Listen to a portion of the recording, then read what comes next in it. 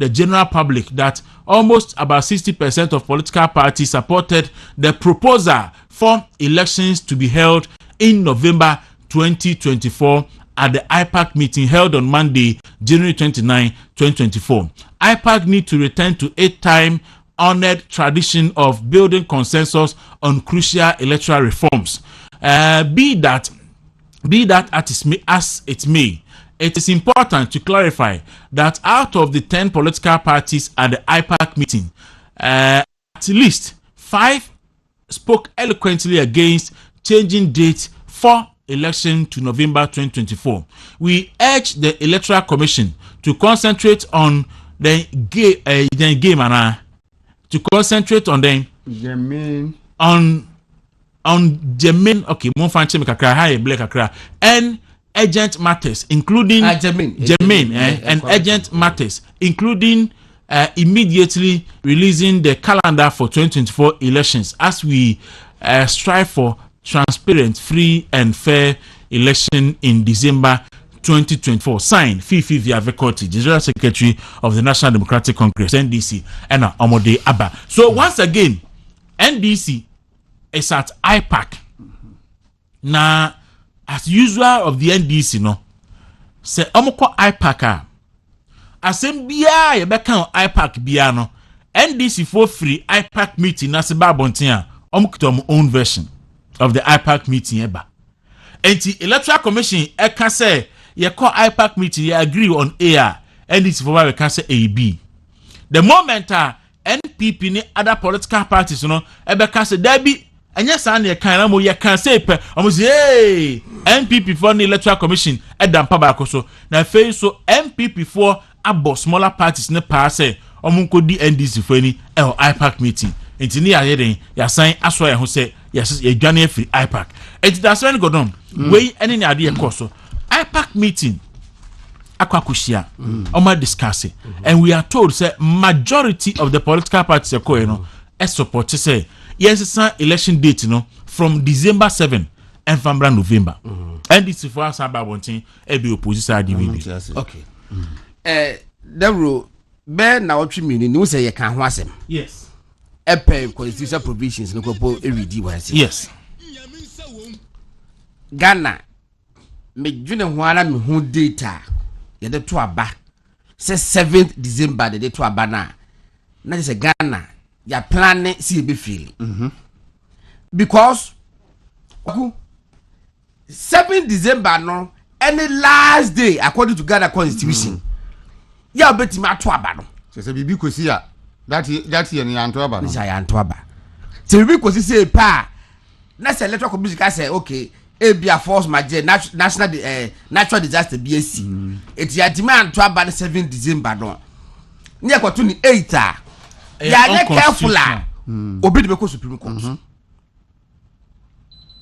amen who interpretation be mu ni say this enti ye be try to aba no October ye be try to aba no November last day and 7 December enti ade de enti ntwema yanim Nyade kwese last ni mum. Nyade kwese last. In fact, we were tira woda. And the crowd what they say last day 7 December no Kwaku. Why ya bro?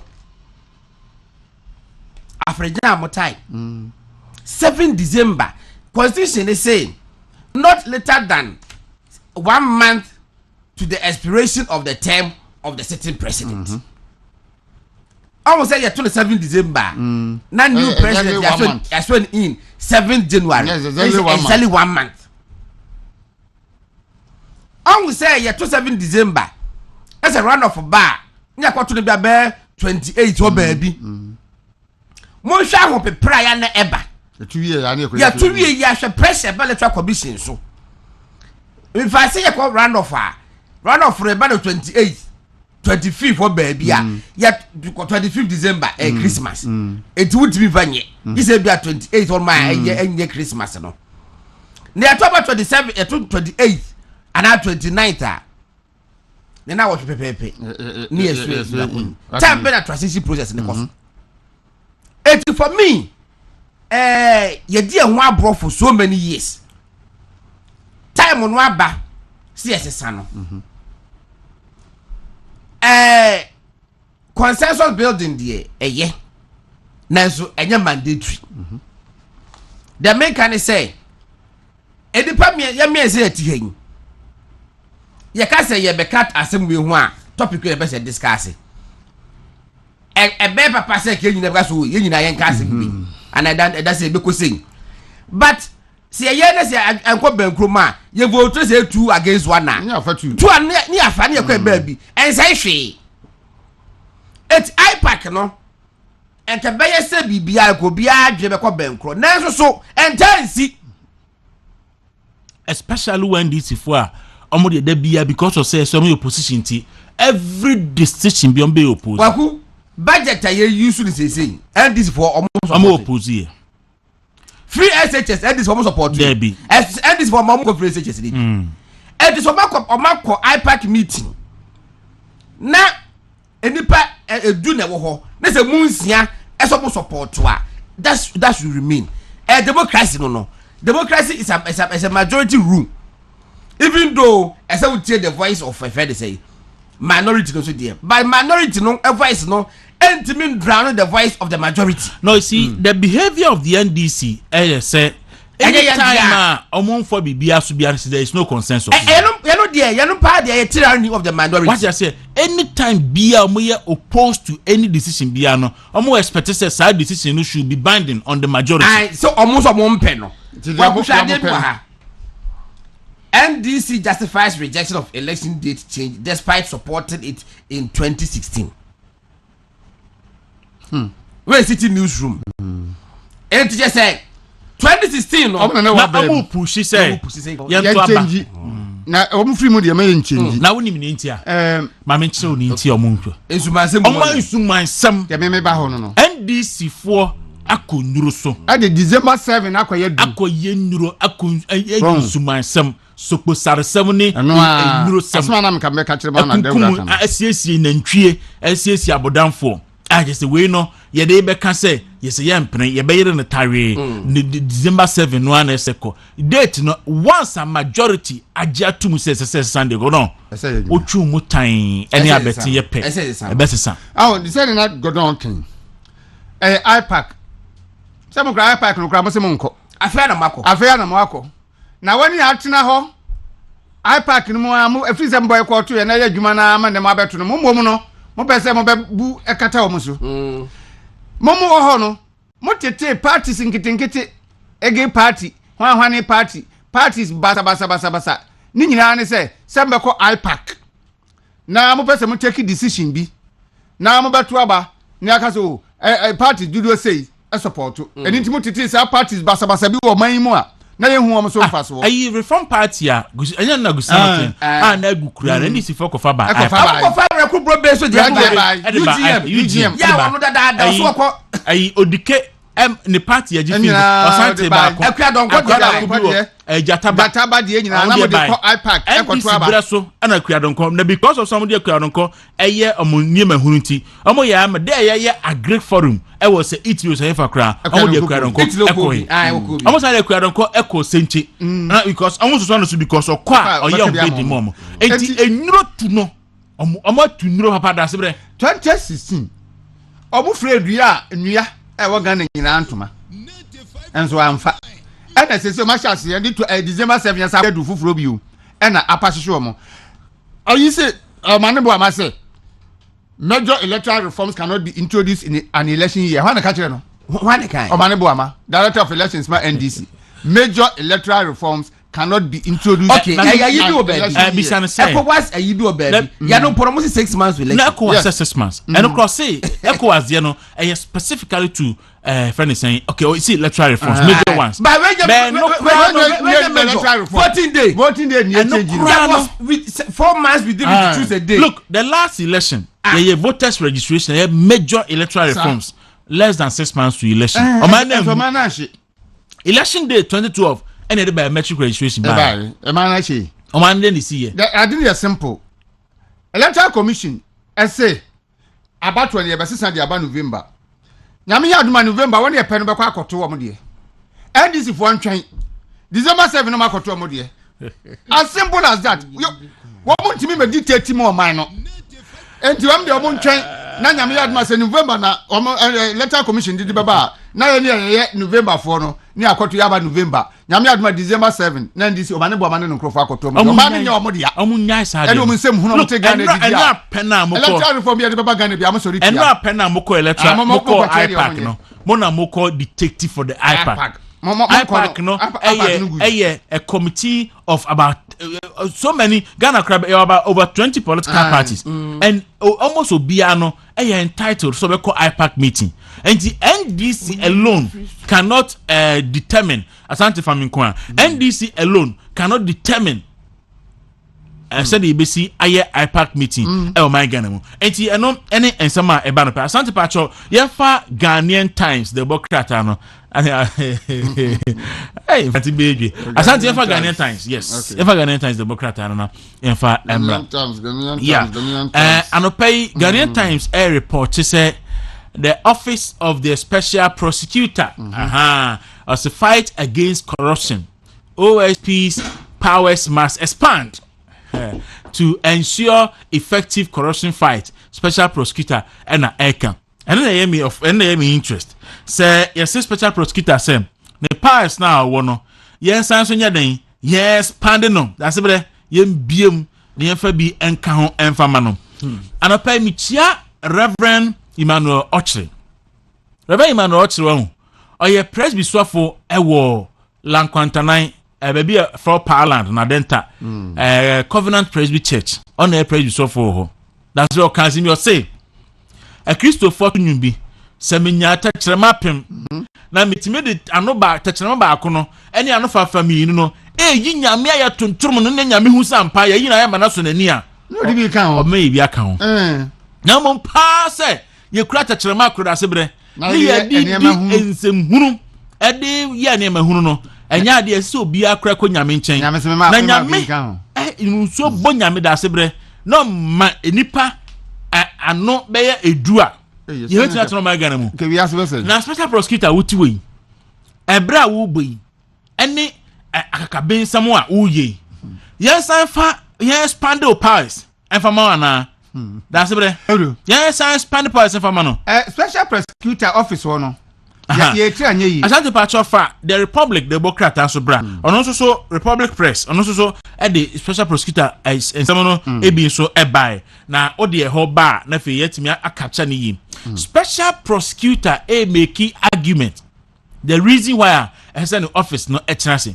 because for ka say office na fail you know bi mu kakra I say kisi eja ben replies critics as he defends office against crapping calls.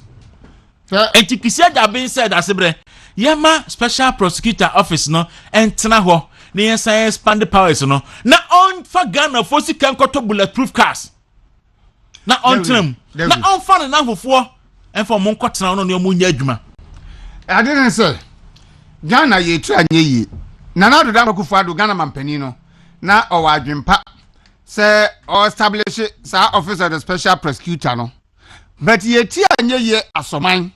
Enipa mienu edo mai nyina no aye no me abese o man so. Ba ko ne friend say. Martina mi dudia no. Aye atwere tenten amfaso ni so. Kisi ajaben aye kasa tenten amfaso ni so. We twere tenten. Wotina say o ka kra no ani ha no to pipa na twene. We so be kasa sa wutia no ani ha no wa ba bia tena. Wo mienu nyina amfaso ni wo so ne ye nsa kan. Wo kakra na di ma wo no. Hwe Bible Yesu say opani bi tu kwan ana ofre ne nko a ana o che na japade mu ma won say obi amfa nko ye adwuma ako onya miensa de ndi akoye adwuma onya bia miensa kan ho de onya mienu de akoye adwuma onya mienu aka onya ba ako a so de otutu fom de akɔhye ho fi say iswa nim say ahwe a akoye adwuma na mfa so amaso a niwura no be twena so o say be je sa firi nsem kakra na di ma wo no Bible say obaka say oyonko akwa no kwafo bese ko waja hinie mu fi se wadi kakra yi hu no kure se de kitu amawo na hu no so hwe wudi su no kure a ane de kese ma wo na wadi awusi wo powers ni so powers ni kakra na de ma ho kura no wudi di nsemu ade tirahye ba bia nsesa wokɔ na wokɔ yensa amfa bi nka amfa ba yedai ye powers office of the special prosecutor ya wokɔtena hɔ yi ade ba ko ben wa ya ma Ghana ye be ka se we de kisi Japan ba ya Ghana for sika to bulletproof cars and no team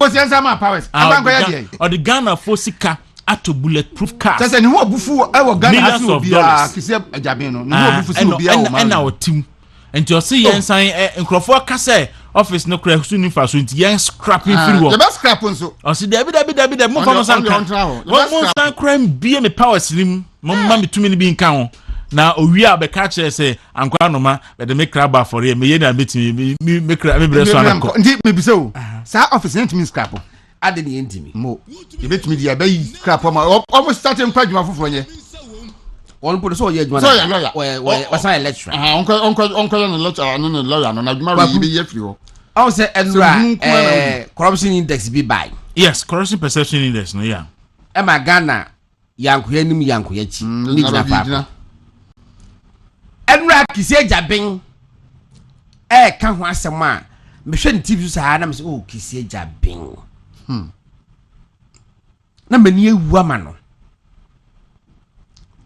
Kwaku yakobobo una ye striker ya ma penalty be miensa won no so bebo obo no asey no obo no asey no na dia kwadi e obo no asey no hefa Morocco fuyi almost a penalty South Africa show mo am say like 5 minutes to full time no nya penalty and Hakimi koji ball he share motor no rekoto referee no grade rekoto gra wa tentem asa moja de ni bi pepe ma so po no mu Kwaku ni ewie ya na enkofo bu afu a sad month man sha na wo wa penalty 3 ai ebe ni yentimi nse goals tam sa ena yentimi nse goals etimi de mo ma me sa ye captain kra ka ho me se goals ya mata bi nsun na mo be 140 minutes 95.9 Kiseja ben corruption perception index ya nunti eno mampanye Akufuado e ka say what office of the special prosecutor now that at least be huna nkofo keke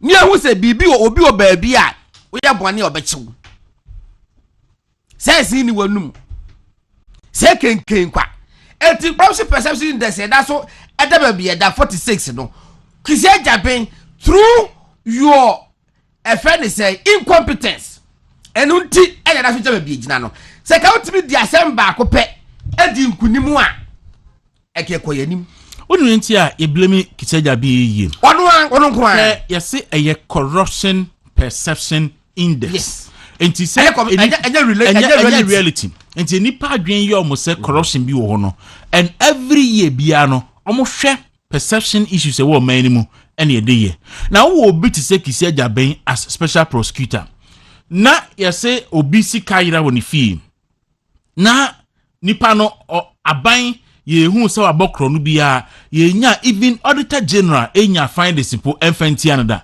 na yese ye hu sika woni fi na Kiseja ben asori rainbow styling yes no akọ ma storm ho na wa owia na wa leak information ama ni na for media for yakọ hu sika wa wi gun den bank account mu ye de be 5 hours and the kind sika no wi ya na corruption perception no e wa pena nkrofo yomo wi sika omo die sika kro no na ma fo wi sika la bia ka shi ba and sanitation minister and finance minister and your call na pofie and your kwadutin fie perception na corruption highways minister fie wona wo kreti sa perception na e course no la bianca issue ni ba ya pe ni nyina under the same year of review no na Kiseja bia sore macho hey must stop bibia and the corruption wa ha corruption related issue hey and the customs must stop it Hey, Ocean Castle, you know, I'm so hey, my just say, this is a banana pie, my fancy car. Now, Rambo movie, quite as we, Massa. It's we say, now, when we influence the perception. Yes, like I say, when my perception of corruption or air costume. I feel come by, you know, as if it's a banana pie, you know, men who corruption or corruption later should be out. And I feel the more of money laundering tea, my jama, Yoko Fonia, if for say, Omunko emoji. Now, I hope to you. How crime is suspect say money laundering. Aye. Meanwhile, money laundering till I would too quite free Ghana, Echo America, Echo FBI. What did you bring? What did you see? Anti-corruption perception index no Akufo Addo abon na homodi eye kisia jaben. And now when influence Ghana your current status of the corruption perception index because any reality a perception send en crofo adwene yomo about corruption no eno na index no e capture and is anka labianka issue ba yi say anka e friend saying sisiara pa issue ba yi ena kiseja ben in the quiet eto ne bo ase investigation ewie e dey asamba ya akabana ya drop be say be 10 percentage point. Yes. But kiseja ben enam social media so hey macho Mrs. Abana pa arrested na de aboho na wa man media for na ye see akohu sika akohu no woni fie do sopuo the 5 hours na kan wie ye the bank account me dem start so sika nie na dollars nko sei na pounds sei eno ene man crofo adna otiko social media so a traditional radio so ma wi aban sika na we fie na sei na se we fie nie dia na se ma si we fie na sa Kwaku ti dey say say adwuma no ntimi nye ne powers ni sua ne powers no opata ne general because obi no wa Ghana ne powers no ebe so acha ata ne general what you say is anya ata ne general dia wontimi nye kisi resign ne Kwaku always still taxpayers money obaye no ontimi prosecute one case look if it's a special prosecutor office in buy no nipa me nu aba obi antimi ni asamba akukura ni bi mo there is a case law. You see, because say the case, penal case law. A judge of a court of competent jurisdiction, akase, kisia jaben ento on no boas kura investigation. Or te say enkrofo kan samoa hey no sorry. In fact, you bet me a train sa document in there ba a court of competent jurisdiction. Akase, kisia jaben asmo or you suit the public sentiment. There's a crofo can some no we gina so oni basis oni hwe and one so sorry ya boom no record them monfa monsantu we su mame monfa monsantu we su mame na court no catch say be ma adwuma na nya no sa o ayi a o ye adwuma procedure ho o se ha judge for maganga tia me say mame ntimi nya adwuma nti ono na amenne Ghana ba bedu baby adui na ndo wo kasa pa wo hwe nanimu a ese ne wra ho bi and now, as we dear was a corruption perception index, no Ghana yanko yanim, near Jafako. Was in Bakra, one my yen to banko yen. Uber blame wine. Kiss it, baby, what do dear? I think that I was so dying. And I was sad, which as a powers to put is somehow. O patron dinner of a powers in Ibi. By no swing or less of my pelicans I reshuffle. Nakoya attending dinner. Odi attorney general policy nyina man kra kru ntimi I for president because why you had no choice we yan fi akwa we yenyi kasa tenten we nika o kasa de tenten faso bia ni so ntima me yan ha faso bia ni so enti beko anim anopai ayi kofisika se men kan kyerem so chiamo of kofisika clothing kofisika ko ho jankama akuapa because em okopama ayi atade ma da wodo ano ena eko enti so ye ready a bra jankama me fan ko jankama akuapa weather junction anopai kofisika em na juma efo nyina chiamo we procurement we free be expediting nti esusu twanka gu ana hunsi dan nti ese wutimi edi actually remember nti Kofi Anapa good morning to you no adwuma efo nyina asof pani bia sene message say 2016 ninti 9 DC4 April nyina na se ka se beto aba November phone omo de kodi nyuro Benin yesi ekeka nyura omo kotu ni Benin na nye easy kra na enye easy kra enso so ayeyi odi agro bra na yenhwe na fe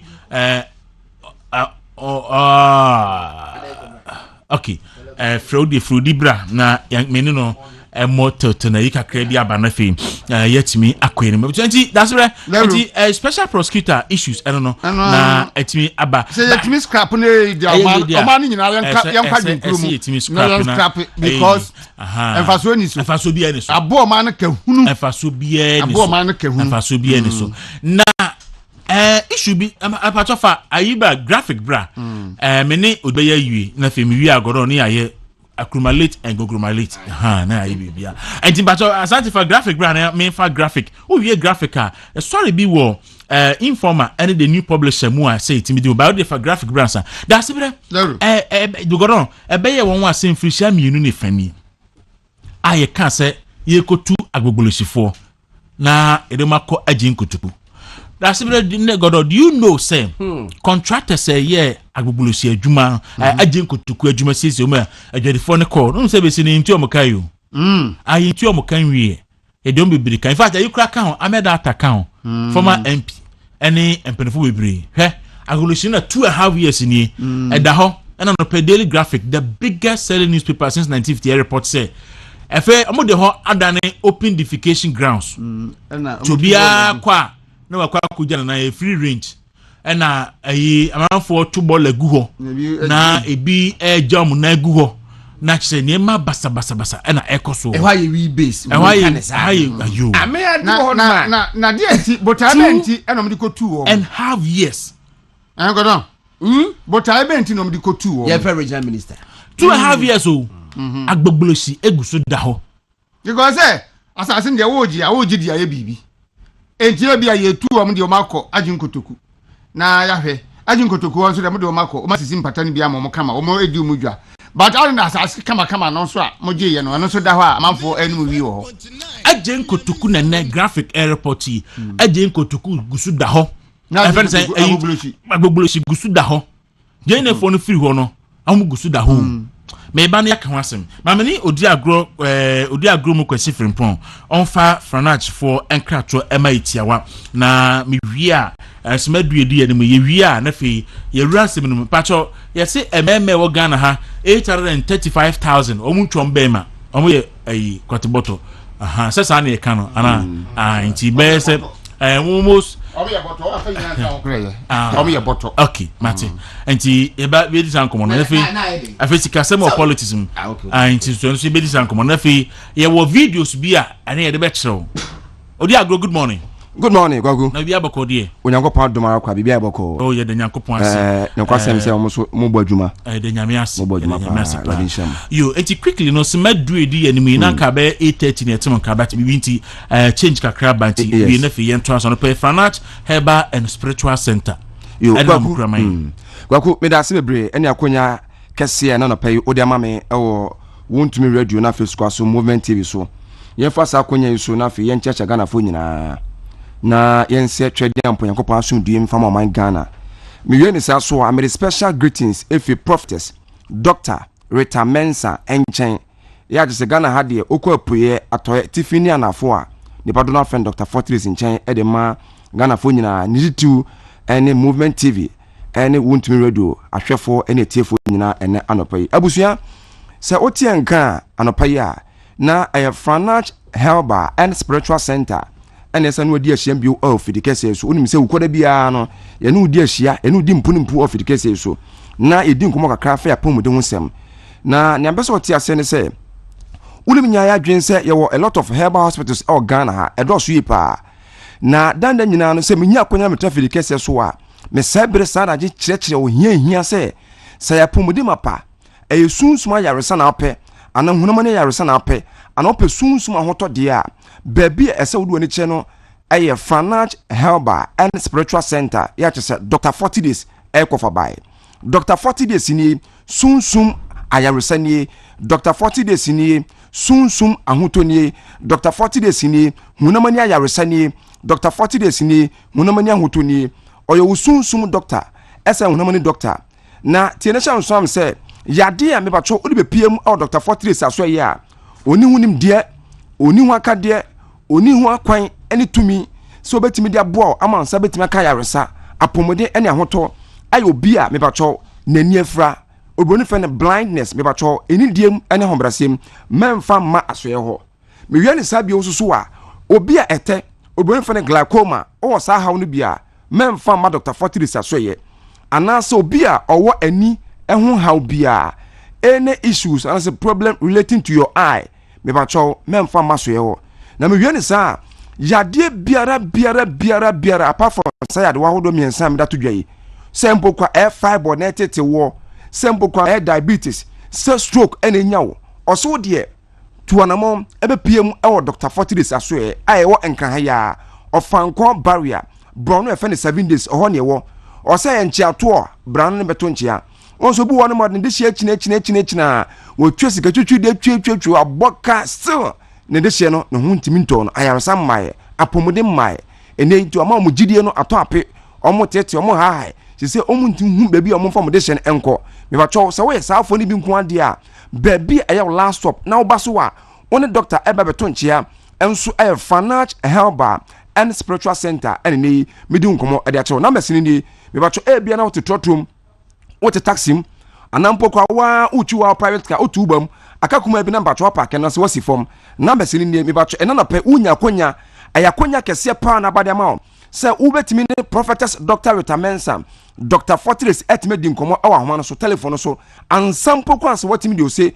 enso etimi ayoyo o finance lines na biza emo abamu koso afre esanso nu ebenya konya wuram na eda se bosse den kona obewie obesi fom nso benya konya wuram na fe watimi Dr. Fortress enso etimi edi nkomo awa homa no so number so no eye 0532 90 22 90 0532 90 22 90 0532 90 22 90 ana say 0532 82 31 81 0532 82 31 81 0532 82 31 81 prophetess Dr. Rita Mensah I don't know from Dr. Fortress me ba cho na numbers na me na to dwa ena na pay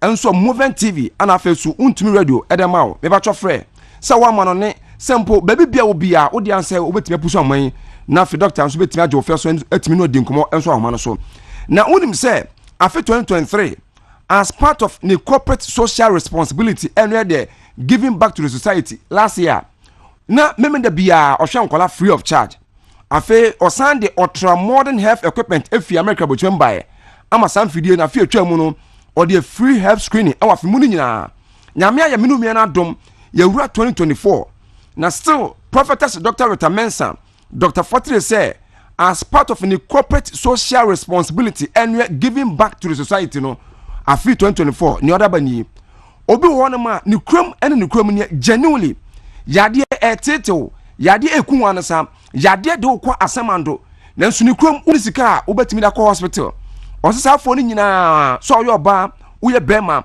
uyo pani uye abofra mudi shebu na yade chese yade nti ama mu sika nyina sa oso dia ne se bon mo ne se obetima be fa folder ana se ne fa ne card no utime fa folder ana utime fa card me ba chow as part of the corporate social responsibility giving back to the society no Dr. Fortress Obashaw odobetu ndoso onamnubna mama ene nu time kwan so the herbal way hwew ama ho atimi ato onyankopon basa yadom enam so ama ahoto ayaresa bade mawa obede na sa pia obesom na fe won so adawase bi ana so antimi ma na bebia wosom so obekwakoda so a ene so pia ekwanda ho wodia ne se won mo yade ewom yade do mo ko asamando ane sa nanso ni krom ni omoni sika omatimi de to na makọ hospital ana so hospital akopa yaresa sa for na sa special health package 2024 Dr. Fortress edemamo say we bia ana say fall within sa category no me ba cho onso do hu be shembi bra na me fa folder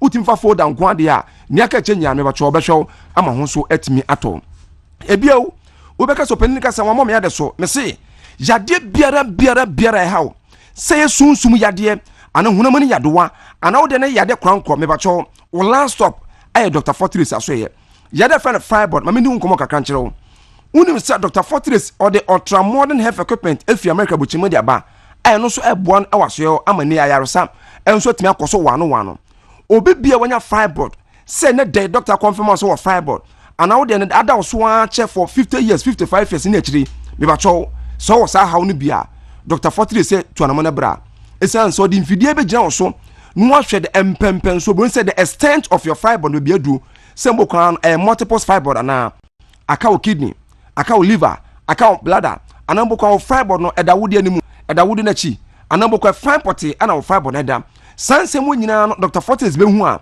mfidie won so ultra modern scanning machine no ade fi America bochim de bae ana ebo na motema hu sa mpempenso a fiber no me bacho adu enso yafunu no ansapon kwasa na me bacho watimi adu ato treatment so emaru enfi say Dr. Fortress pe ana ebo ama fiber no onya operation onya surgery nemu na mabibido kwanso ebo ama fiber me bacho watu sasa na gbakoko etu nkosua no wotu no sesa kokko tu nkosua anasa oba fa afuru a na bosome nkura so me bacho okwa wo so na fe wawo nipa so da ba asaso so san kwana so na Dr. Fortress fa so ade aboa e wo bibido kwan so na fe fiber no enso atimi afiu so na mesene bio ni 0532 90 22 90 0532 90 22 90 0532 90 22 90 anasa 0532 82 31 81 0532 82 31 81 0532 82 31 81 Fanach Herbal and Spiritual Center yewo enkran ya shanoswame enkran Greater Accra region yewo ofanko barrier brono afene 7 days ohodom na Dr. Fortress ebutu ofanko barrier brono afene 7 days ohodom na Dr. Fortress ebutu ya je se wiebrem no watima avail herself a odi adwuma ama yarosa ahoto ena pomode mapa enso tima adasadea ya adwuma fiti adwuada ekope memeneda kwasiada pe ena Dr. Fortress enya adwuma adwuada benada wukwada ya wada fiada memeneda oye adwuma anopa no nso mpa mu 7:30 na bacho na wa fini dwumedi ase na anwuma no nsia na dwumedi nya nso atimi akwawie ebia ade ba ko asan ni kan Dr. Fortress aso ene se osan se bre sadaje embokwa no esan hwehwehwe brem de mawo wo hyebre ne san bokwa no yakopon ya wo hyebre de ba asaso we so adwuma pote ben na ya wo hyebre madwuma ebia ya brantie wo hye oba bi ebese hu so oba no oya wo hyebre ba beboa wo ya baba wo hyebe ma bi eso hu se obema yi oya hyebe be mo beboa enuma bebre koso wo abrabo mu a onti ase wono wo sunsun wa de fe na spiritual marriage no Dr. Fortress esebre sadaje na sunsun a waware wo no enti otwekora na fe make sure say wa brabo ensi yedie kwantempon so no me ba cho watimi de san ho no chiwade aka no na fe wo so wa brabo no ahyase asi yedie asumdie kwantempon so ama bia so timi ai kama wo de no to nchen a yade biara tete wo sembo kwa bema opa wo a wunyaye Dr. Fortress eboa obi a wanya sexually transmitted infection yefen STI wo ba wo bema wo discharge wo ba wo physical mu ha yefen menstrual pains no anampokwa osa ha no bia baby ayo last stop no Dr. Fortress eneboa amansa so timaka ya samapa obi a sebetafa chokasa na enkabon di achi be yefen halitosis Dr. Fortress eboa obi a waya defen arthritis den nyina complaining so mposo hunam nyina ya wo ya chese wanu munu anu masil untimi nto ase Dr. Fortress eboa yade biara kwaku se sunsum yade anase hunam ni yade ana wo de ay yade kranko ay chronic ay se kwa na samba adayo how e de mawo me bacho Fanach Herbal and Spiritual Center akofo by Dr. Fortress eneboa amansa so timeka yaresa apomode mapa ene hoto kwaku me ko na mesi bi na fe mesi form okay 0532 90 22 90 0532 90 22 90 0532 90 22 90 anasa 0532 82 31 81 0532 82 31 81 yewo enkran ya ofanko barrier brono afene 7 days honom ana Dr. Fortress ewo o help bia se sunsum yade anase honam yado de o se bra na no meto nchia ne hwe ne besi awo nchia to no echi kwaku me da no otiefo no ahwefo nyina so all right odi yenso yeda se papa abusanti enti abusanti yede eye Dr. 40 days enkra to no besi live on Movement TV live on wontumi radio enti mayenhwe na yenyene sei we want to break the aim not just for ourselves but for Ghana. Because we know the zigzag. NPP comes and cleans your gear unstable to be polluted. This is not the way progress will be brought to our country. We need a secure period in office to make that irreversible change in the fortunes of our nation. And we are capable of doing it. We will get a candidate that will unify our party and by who will unify us, and all of us will campaign to make that candidate the next president of the republic in Nigeria.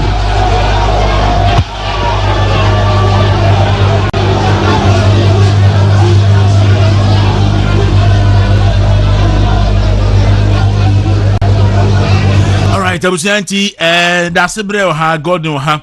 Anti, the one character say about Yafa informer. The Democrat, a very interesting informer, the Democrat, no anymore. Adibia, Yakan was someone, but I say, said it, Tiana, Kwaku. Into Asante Yafa informer about, I say, Sikasem, politics, especially partisan politics. Sikasem elections, especially elections, of course, or the OPK, any info nearby, no say monetization in Ghana politics. We are all to blame. MP confesses nti CMPC na confess but apia kubi asante mayen bo onabo apia kubi na video no after they say MP before to aba no on central for kasai about sa issue no yen konkobo afi wi ana ebetimi a connect with ye yina yako ha na semba ko wo mo ye party so party no say ye ni sika semba party enna sanyesa ebia ye convicted ya enka emfaso ni suso bo sakai se party o mo happy bi am program bi afaso e nyina ebeja because I can't imagine myself coming back and spending this kind of money for no returns me ye bio and it is a party policy se kwa we ya no be faso a dem nyina ebeja na pe o mo aka no so bi it is always a winning MP e o Ghana ha sika se na bit na sense abi di MP you can imagine the meeting box go be there so enya kono se meye bio. All right, enti gonon da sebre we ye honorable and the apia kubi Asante Achim North Constituency or say enya attractive say obi ebeye MP you see because obisika obese no okọ parliament ho a wontimi enri copy especially so person ye clean now nyewa gadiri bia o baby adia you can't enti enti na ye makwan ma enipa spend so much na oni ni ya MPs ni bia bofem kofi parliamentar na ewie ni some especially se okọ primaries wie na okọ da bi olusu kran hold on na mo okọ primaries na okọ general election na olusu a if you dey dum because car one what the back primaries internal one millions of cedis we out ni aka na ko general election to ko general election ni wie na da se bi olusu a na efie ja ai den edum say obi bisa ni say o person be MP a bebo kabel says as you can imagine hwe mo ka ho bebo kabel 3 million primaries ebe bro say last time I see the 4 year estimate no say about 4 million me wa na akoboka 4 million Ghana cedis our primaries. Okay, primaries in Kwara. Primaries. It depends on constituency. Oh, honorable Pierre Kubi. Also, your party no am share anya. Edu be anya party no nko anso ye be blame wo because men kai say party no e share say obi e kwa primaries e kwa wonko tua simpoa na wonko tua teku. Enti nya party ne ko fa baaye. Eye aspirants na mo de mo ade baaye. But the party ni baya ni say yemie electoral college no. I say no the decision of the party. So as a party ni hwe na o take decision e be message e be free mu. Because no am free mu ahwe ya next 4 years na be kwa ye delegates. Seriously. Because delegates ni ya be adwuma kase ye wo Ghana ha. Enkofo be busa kwa fa say delegate. Mo because ya be adwuma ya lucrative pa. And next police station election no. E be butu pa asene. But you see, party no start a process or your biometric registration. And I think say biometric registration on mo ye no. Omo shemu kana na next election no.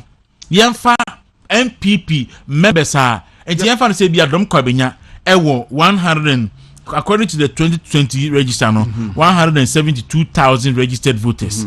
Adam Kwabenya fan nipa dubia no a emu ensia ekonso ya MPP for. Ntu the fan say emu be say be 80,000 70,000 cry MPP for 50,000 cry one betumi akotu esika how the 50,000 MPP for. Ni amakwan na 50,000 ni nyina kwa akoto aba. Na ya yi onipa obedi omanim. Ha na betumi akotu esika. Kaprem anu asa nipa ya to aba yepe simple. Enti owo mani nko biometric registration ho enya saa de asikase mi godon Kwaku onsemasi o. I think said that's what kind of first no enya party no dey see obi nko chichiska another legacy nko demand iska nenso so enya aba it say enya aba saa de a okwa de say woni akora tifie oba no statisi wonini a so bo hu say enema bia na ewo form no afa akwa ne sa static etimi eduru ho eti afena wo pagya ne man de kosoro esa wo TV na say esi table so ofom a akwa no wodi 2 years 3 years a ne set mi kan obi nkan ja wo say pagya TV no fa kosoro odi 4 years afa ne say nu obi na wo say ye best party for no aku baby ho no ma delegates ni ba no be 450 obi ka say oh 450 and say we dey 3 year na me dey 1200 enti wo 450 no enti wo amoka kesa na obwa 450 na ehu kra at 2 hours 450 na ehu 1240 ehu every dey bloody because baby any pa 350 no why should be to be 7,000 8,000 because obi me target target 200 say me 200 ya my 200 obi 10,000 kra na say me afem no ko de be no ko oh eti e besere party for no omumiem obi a wo ye registered voter as registered member of the party in good standing there o man nto abani bi and this for ye bi na omo asa betwa omo ka say MPP for be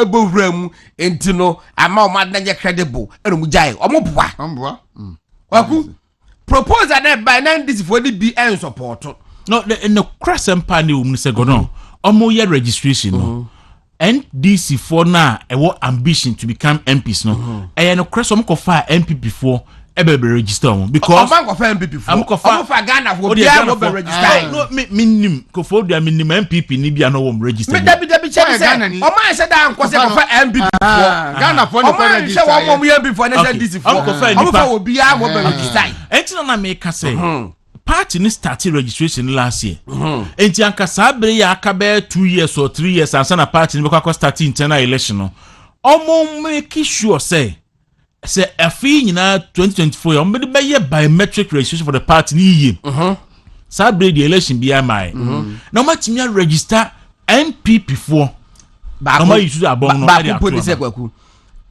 say and this for them ye ya no say MPP for me.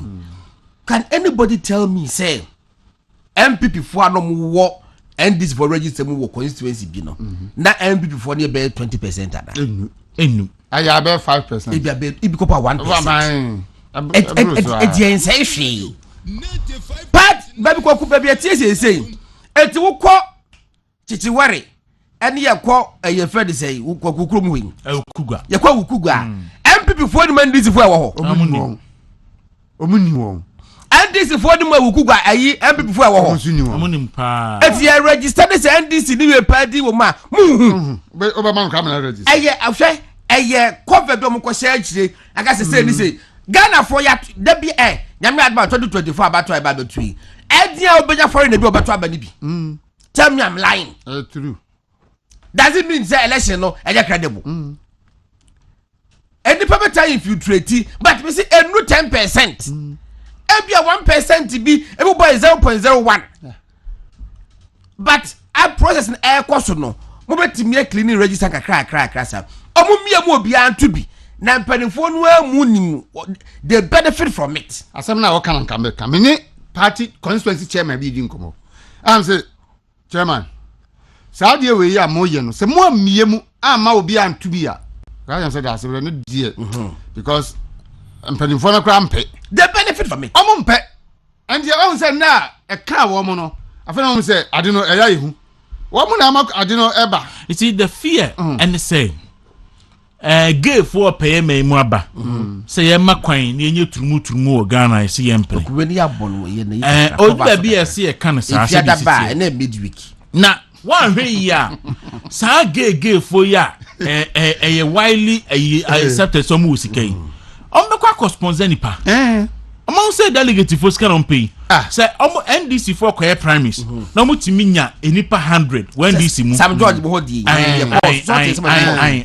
Na gay for more musica NDC for candidate 100. Number MPP so no mark NDC MPP for 100. No more quiet election MPP for NDC for 50 winning. 9 people for 50 winning. Gay for nya enipa 100 of parliament. Neka the game our parliament omunyintum. Enrechi Krampo. And come be a dear MPP for 90 for none. What's the me kwasempa? If you command ye. Omunina ka say constituency ba akubi. Galamsey for yamu sika. I'm most sponsor will be man of now say. So but say you be able to say the panel 7,000. Oh yeah, then I go sponsor. Say you timinya delegates 1,500. Ewa masamaya. It means says you registered and party members are we better about 10,000 or 15,000. We better sponsor women. Party paid for Mesremo. You did it to me say Mumudu do na more benefit from the numbers getting. But I don't agree. Me sorry me nyintum. Say I don't know how party penny for benefiting. Kwaku. When your aspirants no. Aspirants no control. Aspirants no. What must say? I know na boa momo enya control wa party no so. Enti wo mo disika no ya. Me mention the so many constituencies ho no mo a delegates ni bu ho no ma omunti constituency ho. Amasama ha ya kin amasama. Delegates ni be ho a omunti amasama. E bu ho no ma MPs no. Wo ma no ho so mo ba. Mo na church odin. Eti ni pa kro da wo se wo police station executive no. Police go body but me know ya adwum but I don't know can party penifo a enye party penifo na MP so mo je party penifo hwe oka party penifo omo na tie no person o che say oka party penifo a national regional constituency executive omo no mo ya party penifo are you telling me say constituencies na yen to abo hodman ko for trading no executive so muni man and the election is based on these same people so they know they benefit as a set party penifo no man such any ba and nobody says man such any ba omunya beneficiaries of the system they are not the MPs in be and a benefit but the party structure is a national chairman and ABC constituency chairman you say be a constituency executive via on any MP akabo musombeye bukata it shouldn't be difficult for the national and the regional party should implement our reforms because they don't benefit. Don't forget to say me bom de benefit. Do you know why? What do you think some benefiting? Because national election polling station phone to be. Now I'm net. Regional election polling station phone to be. National election constituency executives neto. Constituency regional elections so constituency for neto. Constituency executives so how you want. Entity police station to was. It's na make can say they don't benefit directly from the polling station executives. So it shouldn't be difficult for them to implement that decision way. Now make what I say. Sankaye na polling station for Tom so aba any ebe can say almost benefiting almost person be implementing but national for and benefit from side way into almost form 90 from na biometric registration no mo ye no godon omumbiem no mo nye obi anya bi eno no ti ayi and I must say ayi asem no mo say fa na ayi the publisher asem no esi me ma be 800,000 bi twatwiti na de na wan twatwiti what mrana oh bible mu die ka bible masem tren say ye wo akoda bible say esi etwa ne twati a esi etwa ne twati ade ntia na wotwe sa na nyame ye wo so wantwa no a nipa ne ho nte so that is what the bible says but amamre mu no bi beka say me de me mamamre no mi ntwa ana yenso say wiase di akoye no enya bible ne di ru wiase o ma bia won constitution odi ebu ni man nti de o ma no fi say ebeboa no na say nipa no fi say ebeboa no eno aye ene ma no so mpa woni ntwa aye mum ma no mpa mu ntwa aye no say say obre Ah, obre sesen. Hwe. That's we na me children nti o so e man so mpe ni ntwae. Hwan ne ka che onu. Oba be na no di nkom. Na di. Nti o me kan smart. Oba be na no di nkom. Me no me di pa. Na so mo say no edu ba bi ara na yunyunyu kama. So wala. All right, yeah, na only the way am asante ana. Okay. Yenko ahoma so na ye ne Ura Benefsin ni enkomo kakra. Ura Benefsin managing editor the Daily Dispatch the Bokrata no on this issue about Electoral Commission and all that. No pay so na ye dia to so ammehu no odiaba as Electoral Commission started the processes ye dey best election date. Na and pay the gonna anfa. Daily Post and so aba no pay say NDC for say omo oppose to the say bia yes e be yi. Uncle Benefsin, good morning. Good morning, dear Fiona. Asafu nyina. E pa cho na ho ti sen yo. Nyamena dum so ti say. Nyamena dum yen so ye ho ye papa. Anopay dispatch e publish say Electoral Commission started the processes e dey best election date. Ye hu say NDC for so issue statement e say enya sa netie na majority anka say omo so epese change election date no and you see from na anyway di hunkomo kakra daily dispatch for dey na moteye enti anopay ma publish EC start processes for 2024 election to be held in November. Yo me da say anepe manage mensa kasa. I see at the IPAC meeting no majority had committed themselves to say they don't mind if it will be done in November. But in the aftermath of IPAC meeting, they decided to say voting number no, when it is adopted, should start in 20. In Jalopay, mini Jimensa, I have known Jimensa IEADs for the past 20 years in Kakraba. What are my sciences to be also only my cousin or saying? I see the processes they are in terms of agreeing for a November date of vote, you know. It was they are now projecting it to start in 2028 elections. Okay. Now, if that is the case, their communication say yes, starting process on the be this year. No, now if you hear when we say I'm meeting now, one more year no, here for new online report. The meeting they had not concluded, but majority of members NDC the meeting opposed it. But majority of people at the IPAC meeting did not mind if it will start this year. Also, among for the IPAC meeting, when decisions are taken, it is the majority view which carries the day. So, almost in Singapore, but so can your story now you're telling from online now almost say majority did not object to it starting November this year. It's in the story that the LPP had not stated their preference. It is also in the story that the NDC were against it. These are two parties. But majority of those who attended the IPAC meeting did not mind for it to start this year. Uncle Benefsin, Mrs. Mesa Casano. Or see, I'm saying the aftermath of IPAC meeting, the EC, the processes they are starting is that November vote, it should take effect in 2028. What the election said, my Ghana mu ache. Say a better about November and a better December no. Making any difference, Anna? Oh, I think that the wisdom behind November, no, in the aftermath of runoff, you read December 7th, let's say, Obia in 50%. You have to have a runoff within 2-3 weeks. so that the government, president, party, lose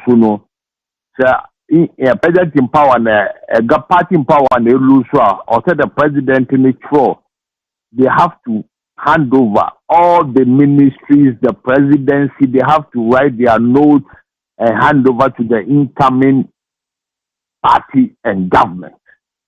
I think that November makes quite a bit of sense. So you about having even in the middle of November. Now a call run of fire. Yeah, even end of November. By the beginning of December, if there's a change, they will have about a month to prepare a handover.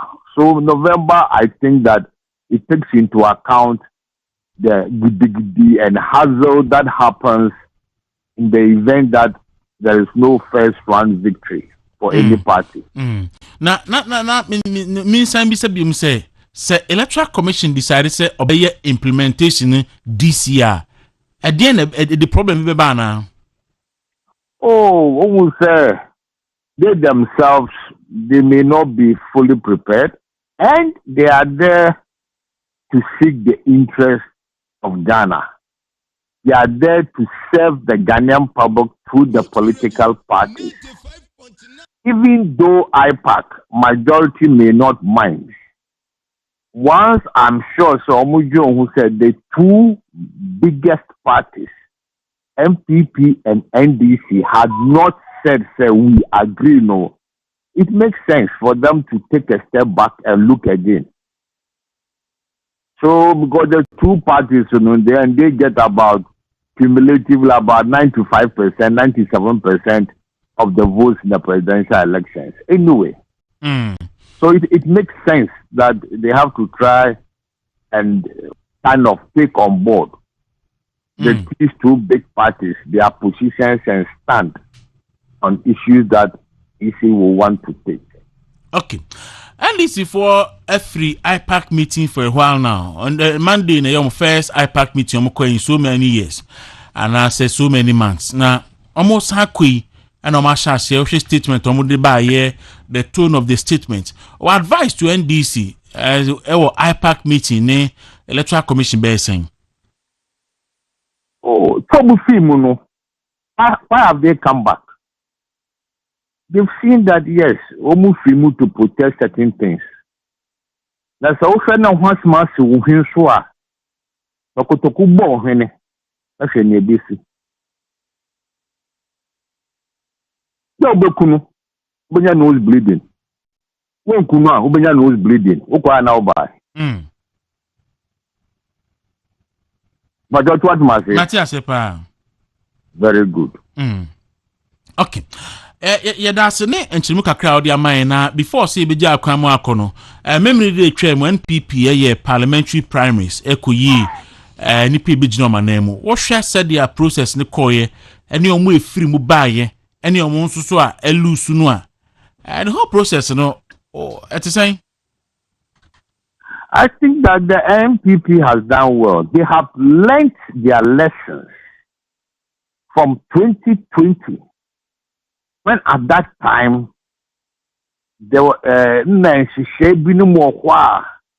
they wanted to protect some sitting MPs who had become unpopular.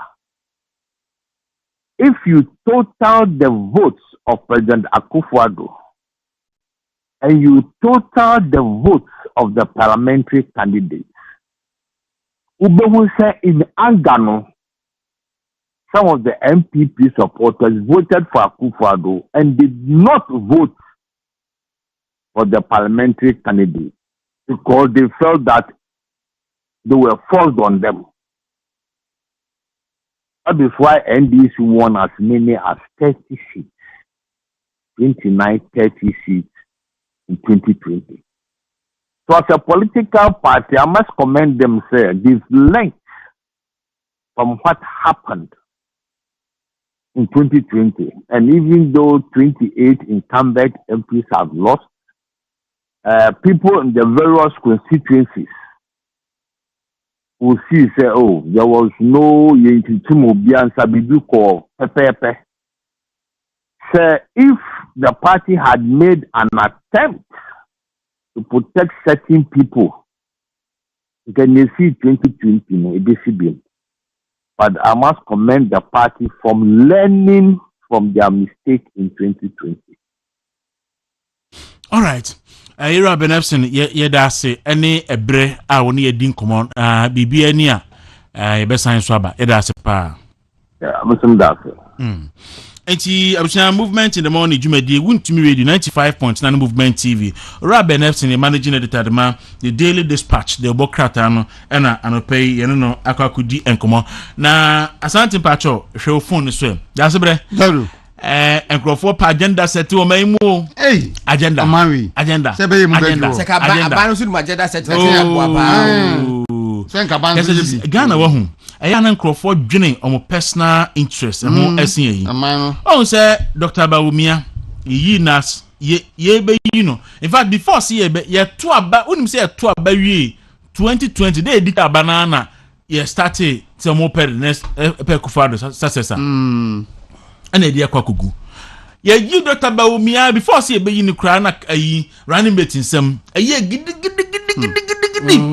anya sam ketwa ehura ma fe dia utum say ayjo o ma pagya ho for sant for picture na bra na infantia T4 and the latest one aba any sa picture ya me dey kire wi and no so ahyase gada momentum den patcho picture ni enipa maako enum ena aba abonten now campaign is for campaign manager for Dr. Mahmoud Bawumia enya sam keto ogono no so nkrofo ahyase je say Dr. Bawumia nya nyira mate kura no afedi ya abandon running mate no argument na ba ye nkrofo e ma chema huntumi kura etwa asamato no su ni nyina chi na fedi see the search for a campaign manager amanfo aye on list ayede enama bonten enti nipa num ba Dawuro aba say ya ma obi anso de na dwen ba nipa num na omgu no bi asefata but se me kwabna meti hei na me yi campaign manager ama MPP dan Kwaku botwe wo ho a na wusan no akọ nipa afro okay nipa num because onu na djuma be no wa ye no Ghana politics mu MPP mu a wa fe leader general secretary MP minister yeah, number one. Juma na din pan ye de share in some modern times. Regional reorganization. And so what in it? And yet easy so between demarcating regions or maimu in recent times. Nank wet me with ease. No, I think say obi say Uramak menu is on the wabre. Why on one kasa kasa bi pa won ye. On the why Kwabra Japan. We are the campaign manager. And you're bad, but I think say your man special appreciation. Yeah. John Boadu for me is effectively out. At the current time, because we effectively out in the say, where the immediate past general secretary. Yes. It's one more on contest, no. One more that we see. On to me, man, oh, it will not be politically wise to say. To appoint somebody like John Boadu say, it doesn't mean one to be okay. But we have some special rules.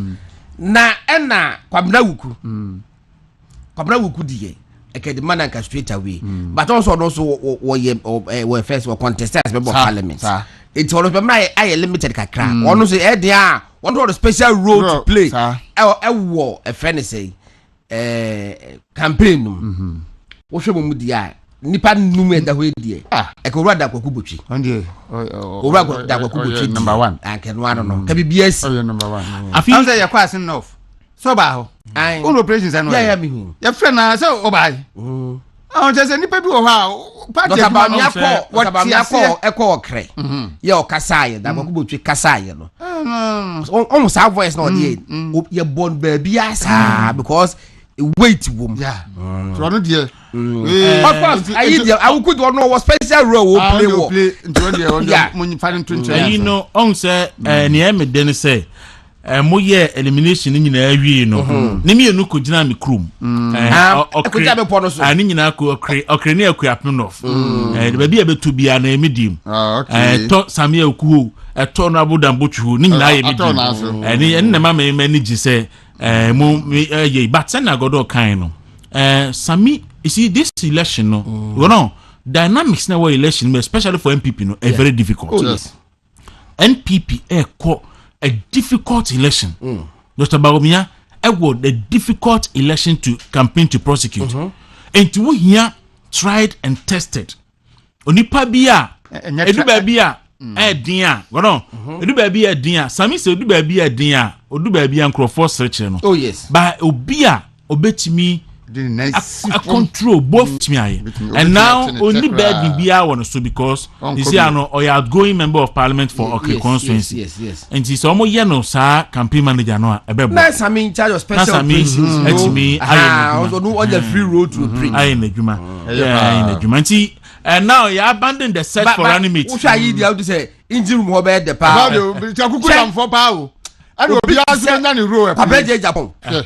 Pabna, Kwaku, obeti match on 1992. So no called them by a car, the bottom of Fako. And then neighbor by our conscious of Fako. Family used to be 6 hours, as they say. We had 2 hours to get here. Oh, there be. And the campaign team said, done. Dambo Trail, the campaign team.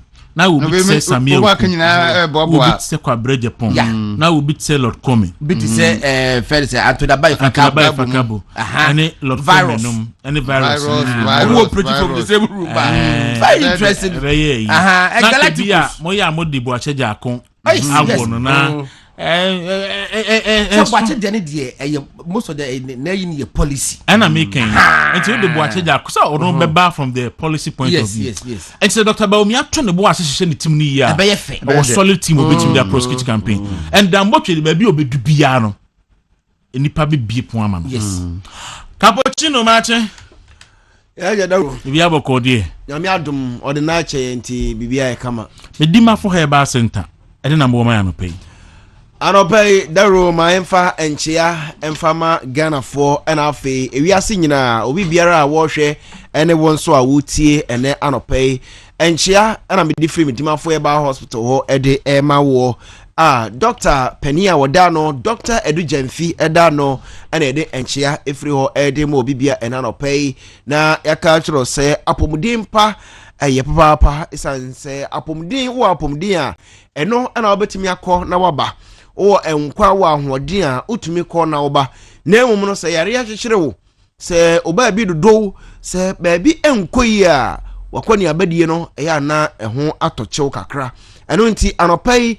Yaba efri midima fo yaba hospital ho na enkra de bra no etiawa na esanso aye simple hyeden so ma me say asuye aye ka midima fo yaba hospital no ayade say apomden bia Ministry of Health age atuma enhyehyɛ ahodo a midima fo yaba hospital ede ye adwuma nyina no waje enso ede atum papa say ampa hwa wo hwe Ghana fo na boa wo boa nipa bia wonom yareye na ayaresa ekoso no wonso ebetimi akoso ayewa adwuma na anopai me no kasa na makran kire wo se ebre no da bia ene odi nkomo ye no kasa o movement TV wontumi radio so na ayafutuo na afempo nso no ya na yesanso ne wo kasa na ya kai wo se yare ahodo e wo so yare biara atu atese wo so na yare nso agi nhini wo so na entumi nkro no midima fo eba hospital ena wo sawo de ba edi enti na make se fa bra midima fo eba hospital esan se wakwa akuchinchina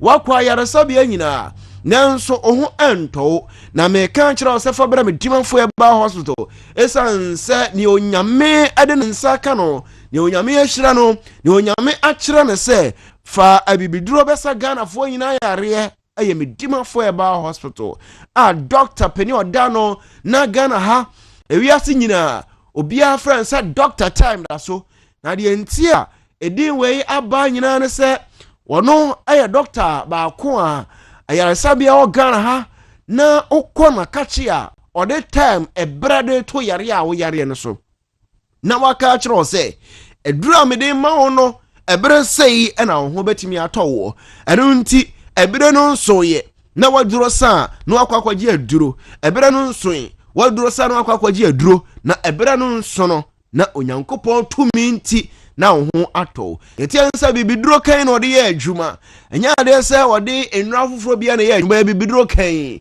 enua enkohini bibi te se krama kote kokoro do so afa nufotere ane nuaho a ekeke ka ho no na ebia mebibɔ ne din kura unhunu nti na me ka kyerɛ sɛ eya bibiduro kan na nyarewa dodo na yare biara ɛha wɔ no ɔde ba metimafo ɛba hospital doctor tete anopai doctor tenase wɔ poko ase mayra ɛno nti faka na oduru poko ase a ɛno anso ɔbɛpɛ ka ɛdo ɛkɔ mayra ɛno nti ɛhɔ ɛna metimafo ɛba hospital wɔ sɛ wankasa ukuta oka bɔkɔ Google Play Store anasa kɔ Google Map no so na bɔ metimafo ɛba hospital Accra fa hyem ɛdo ɛbɛba bepie wɔ hɔ afei sɛ Kumasi na wɔ na obɛn asantema mo baabi a ɛyɛ abua kwatwem agogo ɛhɔ ɛna ɔpɛi oba na ayaresa atumi akɔde ama wo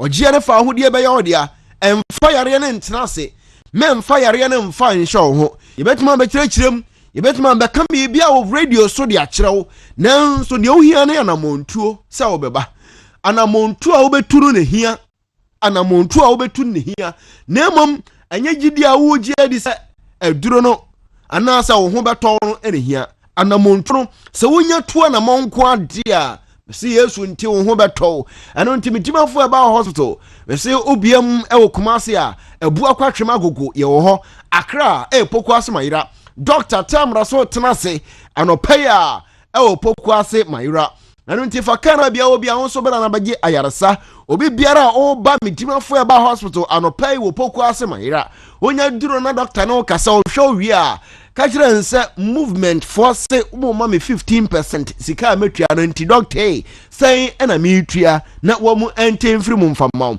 onya kɔ na kasa movement say 15% mundi mo tia firi so a ɛno nso obenya 15% hana so kasa doctor o kapo na kan cappuccino say 15% a ɛno nso no wɔte every so area ma o poko asema yira gye numbers no 0249 wonya frɛ numbers na kyese onso ne edi nkita ho frɛ doctor Sesia na ene mpanimfo ni nkomo 0244 77 42 82 0244 77 42 82 afei 0245 44 95 92 0245 44 95 92 and 0500 72 15 0500 72 7215 midimafo eba hospital number na media mawe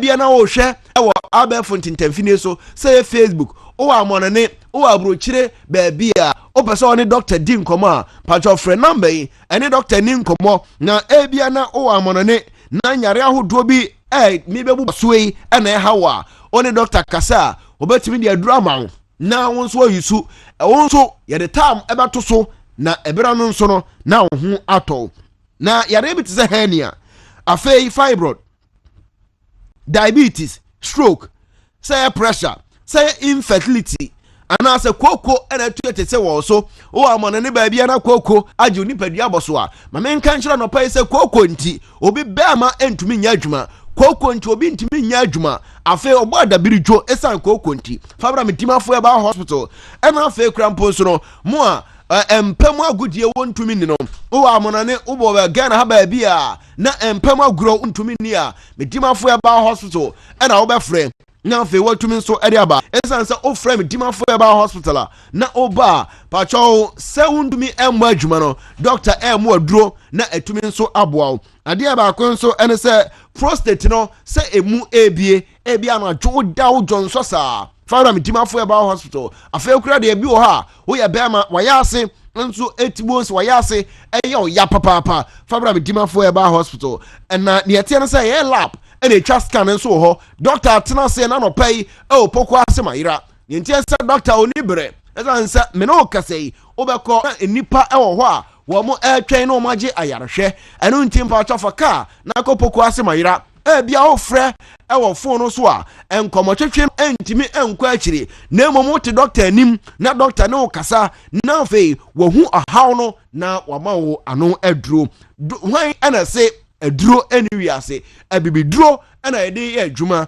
na me ka kyerɛ wo sɛ ebere bia besiko tete bire mu no abibiduro ana nan ya nananom ede ye aduro abibiduro na nan ya nananom de sa yare sanso ana difo bi ebesene koye odifo bi te sɛ Isaiah mu nyina ede hahan ana de sa yare sa da twerɛsɛm ka sɛ ye niduaba no na yɛmfa hahan no ɛmfa sa yare no ahaban so yɛtene de onim enti doctor time ra so nanim ahaban no na obɛte de asa yare doctor du yamfe te ahaban de asa yare bra poku ase ma yira no pɛi fa ka ba biara wo fa besi poku ase afe udu poku ase a obefa ma yira ka na waba aba beje ayaresra eno ansa wo se oba medimafo eba hospital kuma ase abu akwa twema gugu oba be pie mo ho ana no pɛi ye hwo yare ye hwo ba biara wo free ba no bra kuma ase abu akwa twema gugu obesi kuma ase ba bia o so ko medimafo eba hospital doctor time da so ho ye do ebeba afe emema no nso a low sperm count wo de ohun nsuo no etimi ekopa boba bra medimafo eba hospital doctor the time to so eduro de ma ono o de goods ma ono mpe pa chawo o do yiri hia nurse bosome hu nhia biem bosome no nso na eba dam entimu a mo pe ba mo am hu nsuo agene na muntumi enwoba mo mfamra afe wo ye bema obema no yaji afri wonsam aban jiutuo wakodi nsamone ma aban jiutuo enu nti doctor ebesa de tuo ne de ahya wonsa enu nti oba medimafo eba hospital kai se obema no nya adwuma kura kodwo to a enu anu se 24 hours obema be ya adwuma afei mo nso a modi mpasogro ebia bibiti sam wakwakonya candidiasis afei kura mpo so no obema no eho a ne ho ya ohene eho a ne mu ya oya afei ojo nso moja ni nyina fabra medimafo eba hospital na doctor mfata mfanto so na afei onhwew ni yatia no se oba na be ma no ebi esuadada opese be ma no emu empagya mfamaw afei bia na yare e na abam enu nti ema no yaketo a medimafo eba hospital doctor time na so emu aduro enam akoma ko na afei be ma no emu ahase eyedu sa de open no bia na onsa tumi aka medimafo eba hospital mentra o miemfa o se kan fa nya nanka anopa ba bia wo no me se faka na bra poku ase mayira Dr. Tamra so atena se opoku ase mayira efra no pa ya tem bia baba bia Dr. Ebehwo enu nti se wo de ontumi unim ho a peka bi poka kire obi se awura ma wure menua ba ma menua ba fa me to kam fa me komedimafo eba hospital odo to kam kura na oka kire driver no pe odo be ba medimafo eba hospital yare a doctor ntimi nsa ayo obi a wawuo pe ena ontimi nsa na yare bia ha obi afa bra medimafo eba hospital ye bire ni ntie ntimi mbo yare so nyina mfa nkyerɛw na mmom no de me ka kyerɛ on se o pe be bia ebibiduro eye adwuma na ho beto e wo bere de time to so a medimafo eba hospital number o frɛ yen na me de me ka se asie no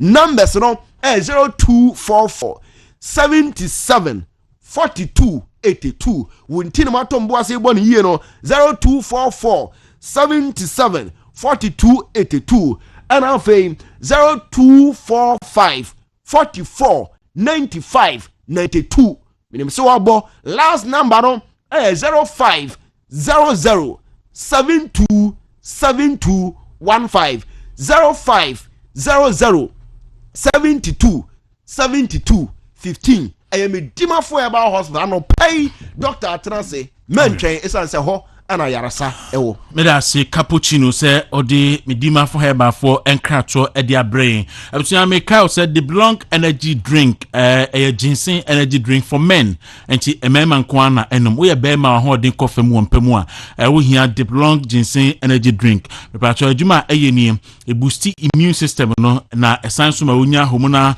solve the hormonal imbalances na ma immune system nya hodin ma libido kosro na sama stamina ubitimi ediabo adwuma misro bema se wo pe energy drink mo dina nan so a we 48 hours ubitimi da bo adwuma sa e fa ne de belong energy ginseng energy drink misro ba biara ubetimi enye bia to ma mo nkran mo nko KS Royal Ablikuma Tenated Herba e wo kanshi WPJ store so Tantra Hills Swanlake Pharmacy e wo Taifa Ezie Junction ene be bia ton aduru bia kwa obehu mo chikwa tamafo nko Ekus Pharmacy wa Shaman Little George or Community 4 AB Global Supermarket or Abokubi and a Dusty Pharmacy wa Finya for 0548 43 2443 na 0277550076 0277550076 na oni omo enkasa danso JLM Farms so di ofie natural spices abedwa man so pacho omo kitanema miensa ena omo di abane di kan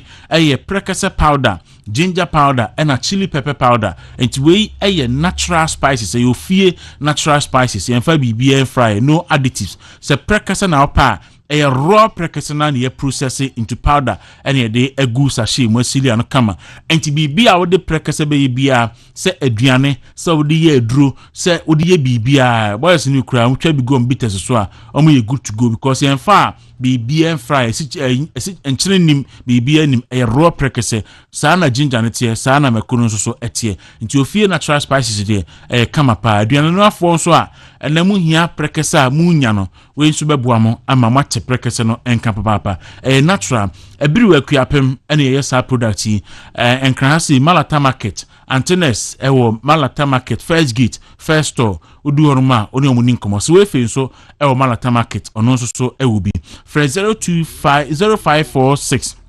761-939 0546-761-939 and at 0543-186-642 0543-186-642 na oni ofie natural spices for entwetwe enkomo Asco Properties Management and Survey Limited ese enkancho se adwuma mo ye ni bi se ba property management no a ebi ti se real estate consultancy real estate se opebiato ene se opeso ye renovation ewo afie ni bibia mu timi hweboa architectural drawing afie building and construction ena se opasa asenso ena opese uton bi nso a ombetimi aboa surveying no mo land surveying land registration site supervision site plan preparation and the certificate na de nyina mo sign so conduct search omo ye demarcations ene bibia fansa asen bia no wo mo eye behu omo Accra Newtown opposite Societe General Bank omo dicta address here GA-044-8371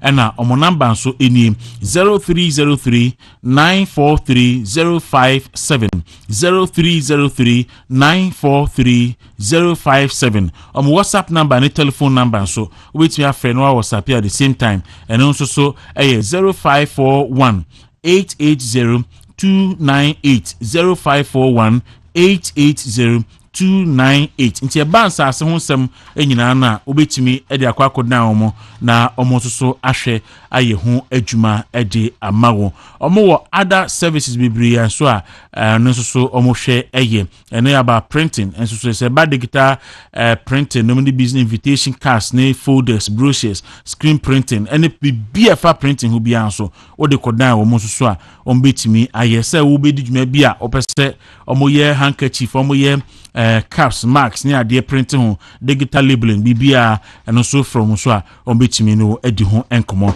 na omo so etimi aboa anope tabia for some country say tabia herbal mixture e wudwasom tabia herbal mixture very very good for malaria and fever and a loss of appetite any ubia say oda bia na awate agu so honam ye wo ya waye mmere na sa wo yare asa wo nyare enuaduan na wontimi ni waduro tabia herbal mixture beboa pa amwetimi atiapo and ye be metimi nom obanso etimi enom omo wie no mo se omati Ghana memanka se nansan Ghana mema aye mmere ewo mpem enti omo de tabia taakum de aba se emeboa Ghana mema male vitality 100% organic say onumbu a ebeboa pa ye wo the turmeric honey the flaxseed black pepper ginseng ginger any dia ye tabia taakum de na ho odin wo suru yepa first number is 0243 68 68 61 and 0245-74-9206 na oniomo enkasa National Health Insurance Authority for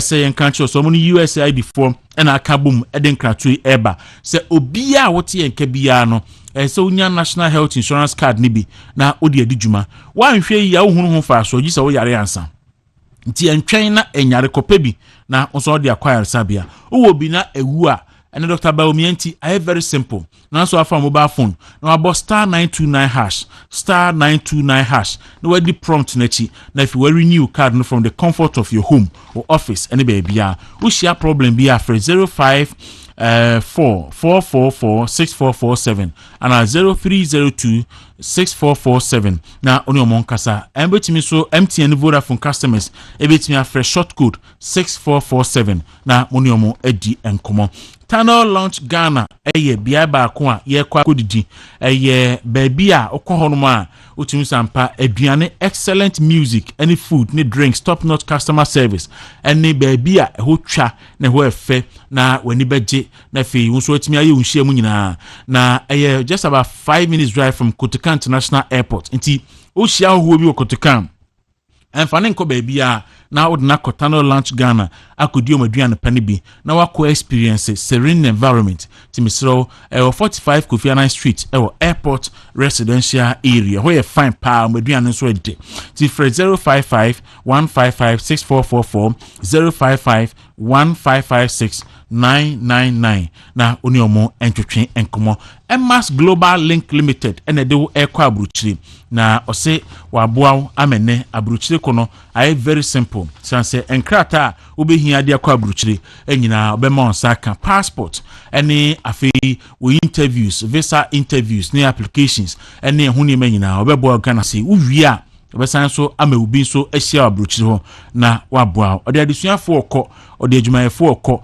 ode omomoko for business meeting omomoko for tourism ode ubia eko amaya ode nkrofo okọ pa Canada afei Germany, New Zealand, Italy, UK, US, Australia, New Zealand, Brazil, and Mexico nyinano ode nkrofo eko omo wo enkran wager White Cross opposite West Africa Deco Towers ewo kaso akwan so enkran ekumasen so omo wo asafo on the Senate office edin hwanimu number ni 0240 137 421 and 053 550 2499 na oni omo so entwetwe enkomo na fe wo chefa bi o mu bia so no onsa etimi aka anopai Active Point Dental Clinic enso so se yenkan kire se wo se enhu hia omo pa person ye scaling and polishing se wo se no enhyehyɛ yiye bi si bi achi on betimi scaling nyina kama ama na sign fine wo san ekọ se befo anum obe polishing na na efefe fa pa fita wo so etimi asere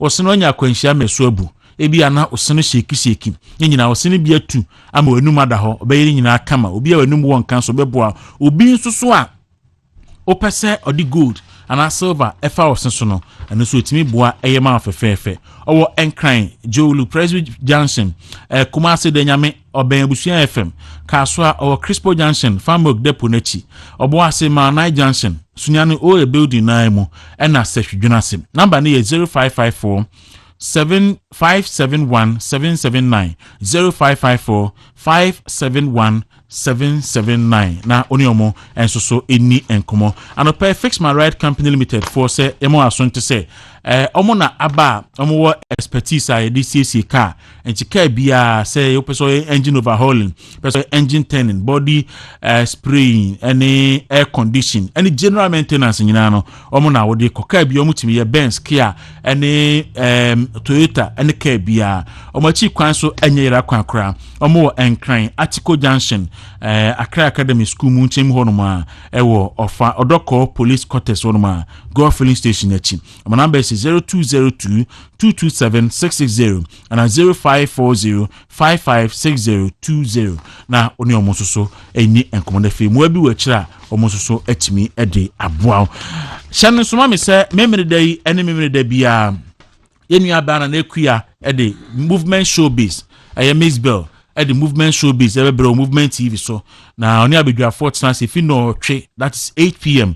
to 11 p.m. and the entertainment any general issues any BSA can was in be my Ghana will be ano and Miss Bell at Transe on movement showbiz research medino ebebro make us a director deputy director in charge of a year protocol New Patriotic Party Watenase umakwa akohwe election ni susu awie na ma me nso awie ni ti wabe cancer Dr. Che ensusu ofia ase enom bidin kuma asante pacho ma yenko na yenko twe ho enko je adwadie enkrato emra ye ba na mama mpanifo na kwaba na enom bidin kuma ye basisia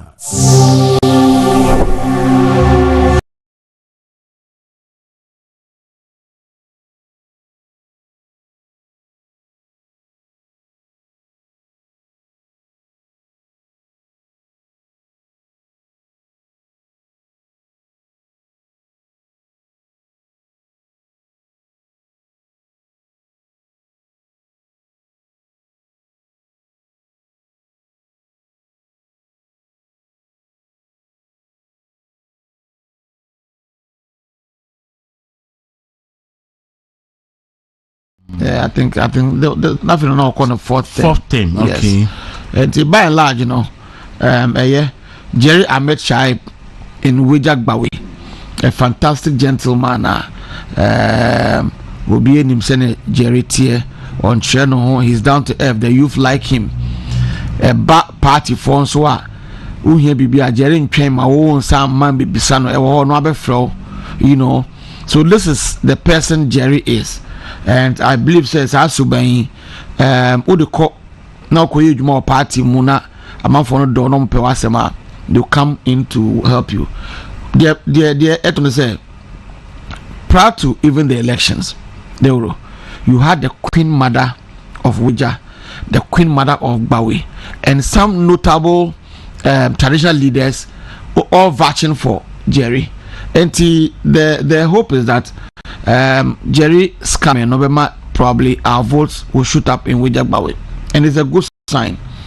Oko Tema Central, Charles Forson, very vibrant young man, were contested that. I think the last time he was beaten by just 7 votes, so it was clear. Say this time, he could pull a surprise, and he did. He made very good votes in the elections, and he's also one person I think say he's bringing some vibrancy and new energy into Tema Central. That's also good for us. Gloria Mike Eronokwe, Almighty Domi Kwabenya. Hono, not meaning say Mike be winning, but I did not envisage that huge margin, and so I believe say once the people have spoken, the people of Domi Kwabenya would see a new face coming into the elections. There was this lady Sheila. She ran a very clean campaign, very soft spoken. Me say Madam Paba Sheila would be the next phase of Domi Kwabenya.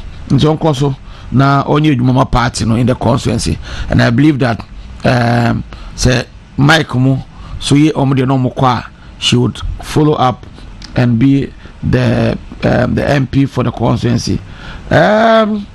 Anya so to do I said me ba na no. I was specific about Anya so to. And I said say no be a course wa. Yeah. Tips be one. Yes. I mean it all came to play. You saw the results in Anya so to. And I think say Elder Tobin I mean he is also coming to the constituency with some vibrancy. Mijidi said what has happened is good for the constituency. I mean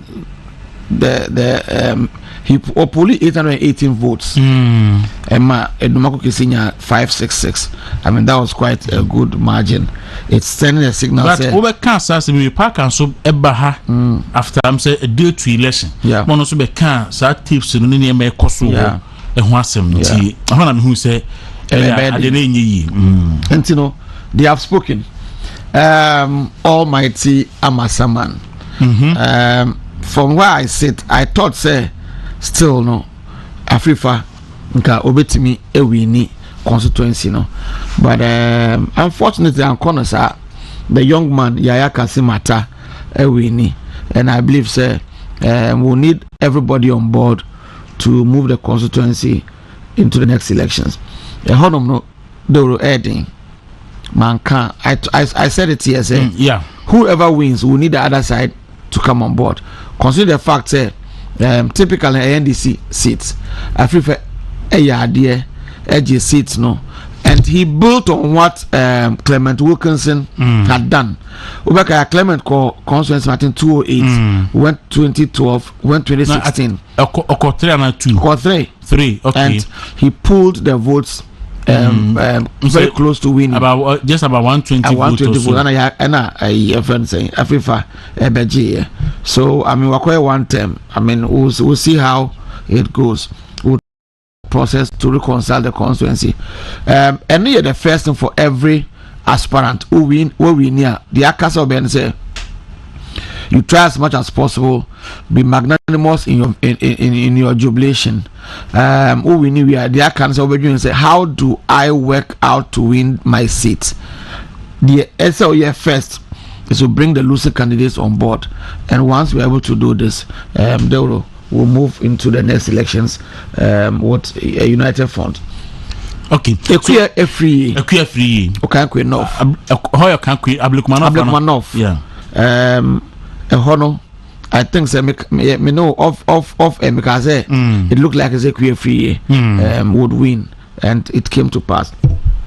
Tema West, you knew about Carlos Wanko, and in the former chairman, your friend Chairman Boache Okoye, and he won handsomely. And by and large, Dawuro, I mean the 8 candidates we have, only 7 and we need 2 sitting MPs, but Chairman Boache the end Carlos Anko to we have 8 new faces and 6 incumbents going into the next election. I mean, for the region, it's good for us. For a year, any outstanding constituency is a good maybe what's a candidate time where you know of say we well grounded some next election. Although energy with the kind of candidates we have, my body energy, and we believe say also elections biano the rokona unya candidate obeti wasema na ejumano ayemre kakra amao. And all these people I've mentioned, I don't see any of us posing a problem to the region. MPP national headquarters nyini paketwa kabra frempon e ofiase kabra matien obi abokode twedi amparoma adepa achie ya betina ha ya bedwundwun ya man Ghana ho die bibia boko emphasize dama and the boy onya kunya se ya na mamenchia the strike national chairman ever passed na yensu in team, man of few words but action.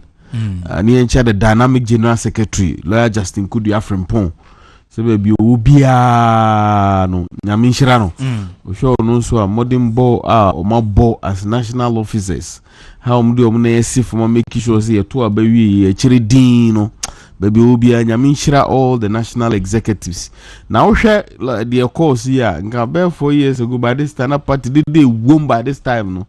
You see, me cry my confidence who say breaking the 8 in possible. What's the devil be na me catch say me 2 primaries new year. I can attest to it, but your 2 primaries new year, the outcome of the primaries will determine whether we'll be able to break 8 or not. It will be painful. It will be the national chairman, general secretary, Erin and Abuachin and Abi, all the national leadership, be a chair how mo ye niema kakranka krabo koboko ide kwa ama asumdua party no monto asesa de tawo machi den because ama form ho no isi ankabo mu naba because we ni aware we aware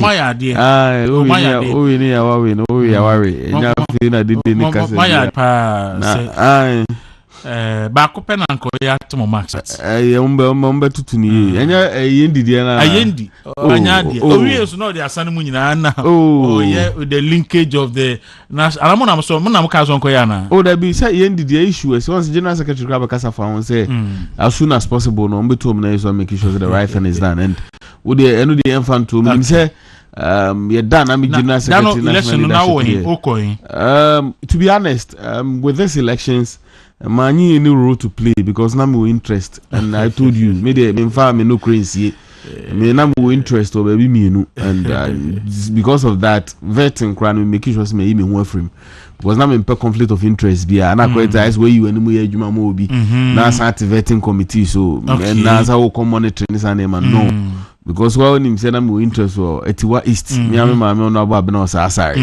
obatam papa bi adwuma panto aso na adwuma papa nti wa hu say etiwa east for no voice o de man no wa se when say say kachero o mo dwa mo no de odwa na num kura di atem bibiri kasa ye tu ye no nya 44 this ya uba opa try the single 444 dwa na num bibiri no so o tani ye single 44 o de man o dwa na num bibiri ni na but you see it's a signal that so only ukruma for it in a year. Ombeshe when munyam. Because we mami pa ukodru acha 2 weeks. Ubeko or the friend MP clinic. Ubeko no te na constituency no be all problem be aba no ochre.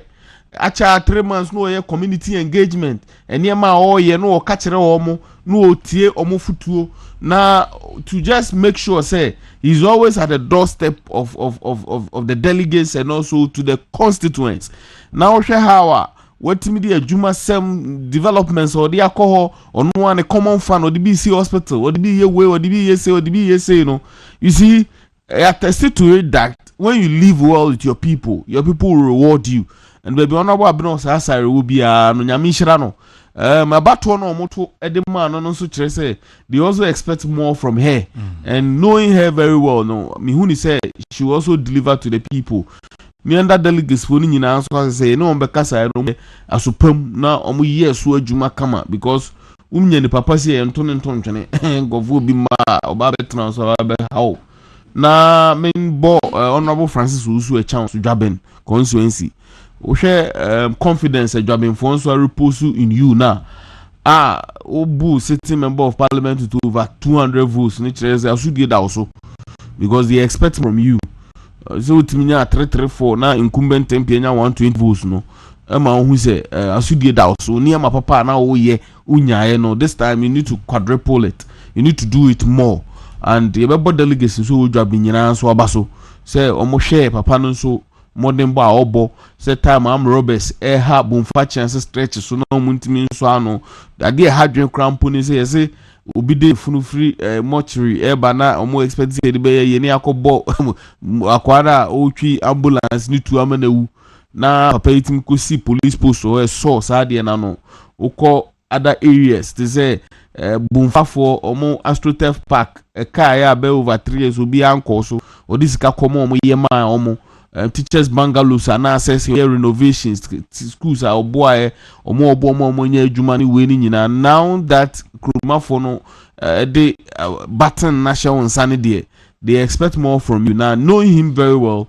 I know he's a man of few words but action and kwa as they all share boss job AstroTurf be I'm praying that by 7th December polls no know we because ebe boa kra MPP votes I then akosoro and I'm happy say at least momusu tie no moto abane ma baby amu ma bena o say asare ne honorable Francis so e chan mu bia no nyame nhiramo na Dawuro kakra me kafa won so ne say wo hwe how are elections before so be kan kakra before so be kan kakra kan hono campaign me ne wa na ye o heya ti esani aye kan ansa na ye koto abato no ti udi ye wia o de ye wia me ne Dawuro sai enkomo ne de ye wia de ye be nyina kama ma o etedi eno ye be hia wa chiro Kwaku Jesi nkan ho there be okoko de vo afre edina bi o bi ade onyare sa na hoto na onka be bi e koro di na mo wa fa ma nko de ande o bete onka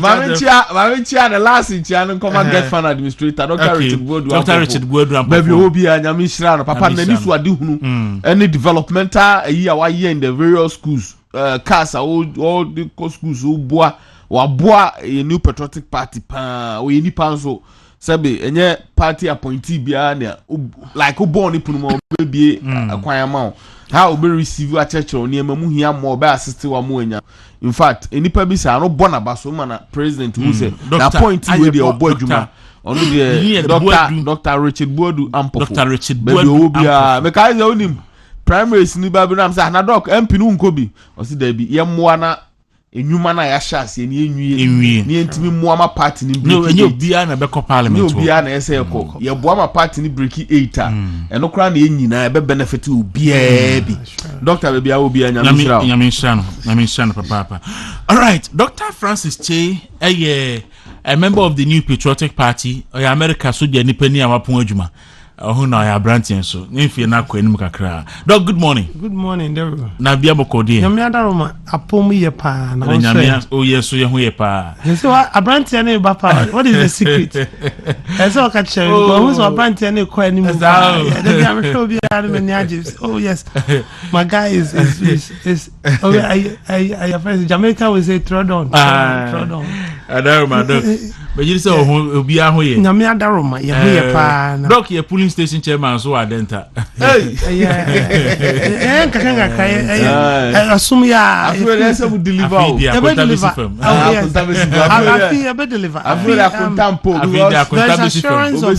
assurance of that's 153 seats in the bar. My excitement at the polls this time, they say, I want to say there's a vibrant move of youngsters, fresh blood. Now, a sign asudie Emma, the youth say we can deliver and assure Ghanaians say the amamuni she amabunin sa at the papa be free maba because we've had the experience of living with the aged or the old folks oma she oma ne so abedu pempen so bi na say yesu ho an e de be she yensa say de be she yensa say man ni da ho na nyoma yehu nyoma yesua my experience will bring it to bear for the growth of the nation. Yes, and Komobi and Ekokoso about a be free parliament and new people coming and all those things. Yana Mekabe say Obia before experience had a chance to start, and I say I have been an experience of that. Esanse bibia metimi aye da bia no.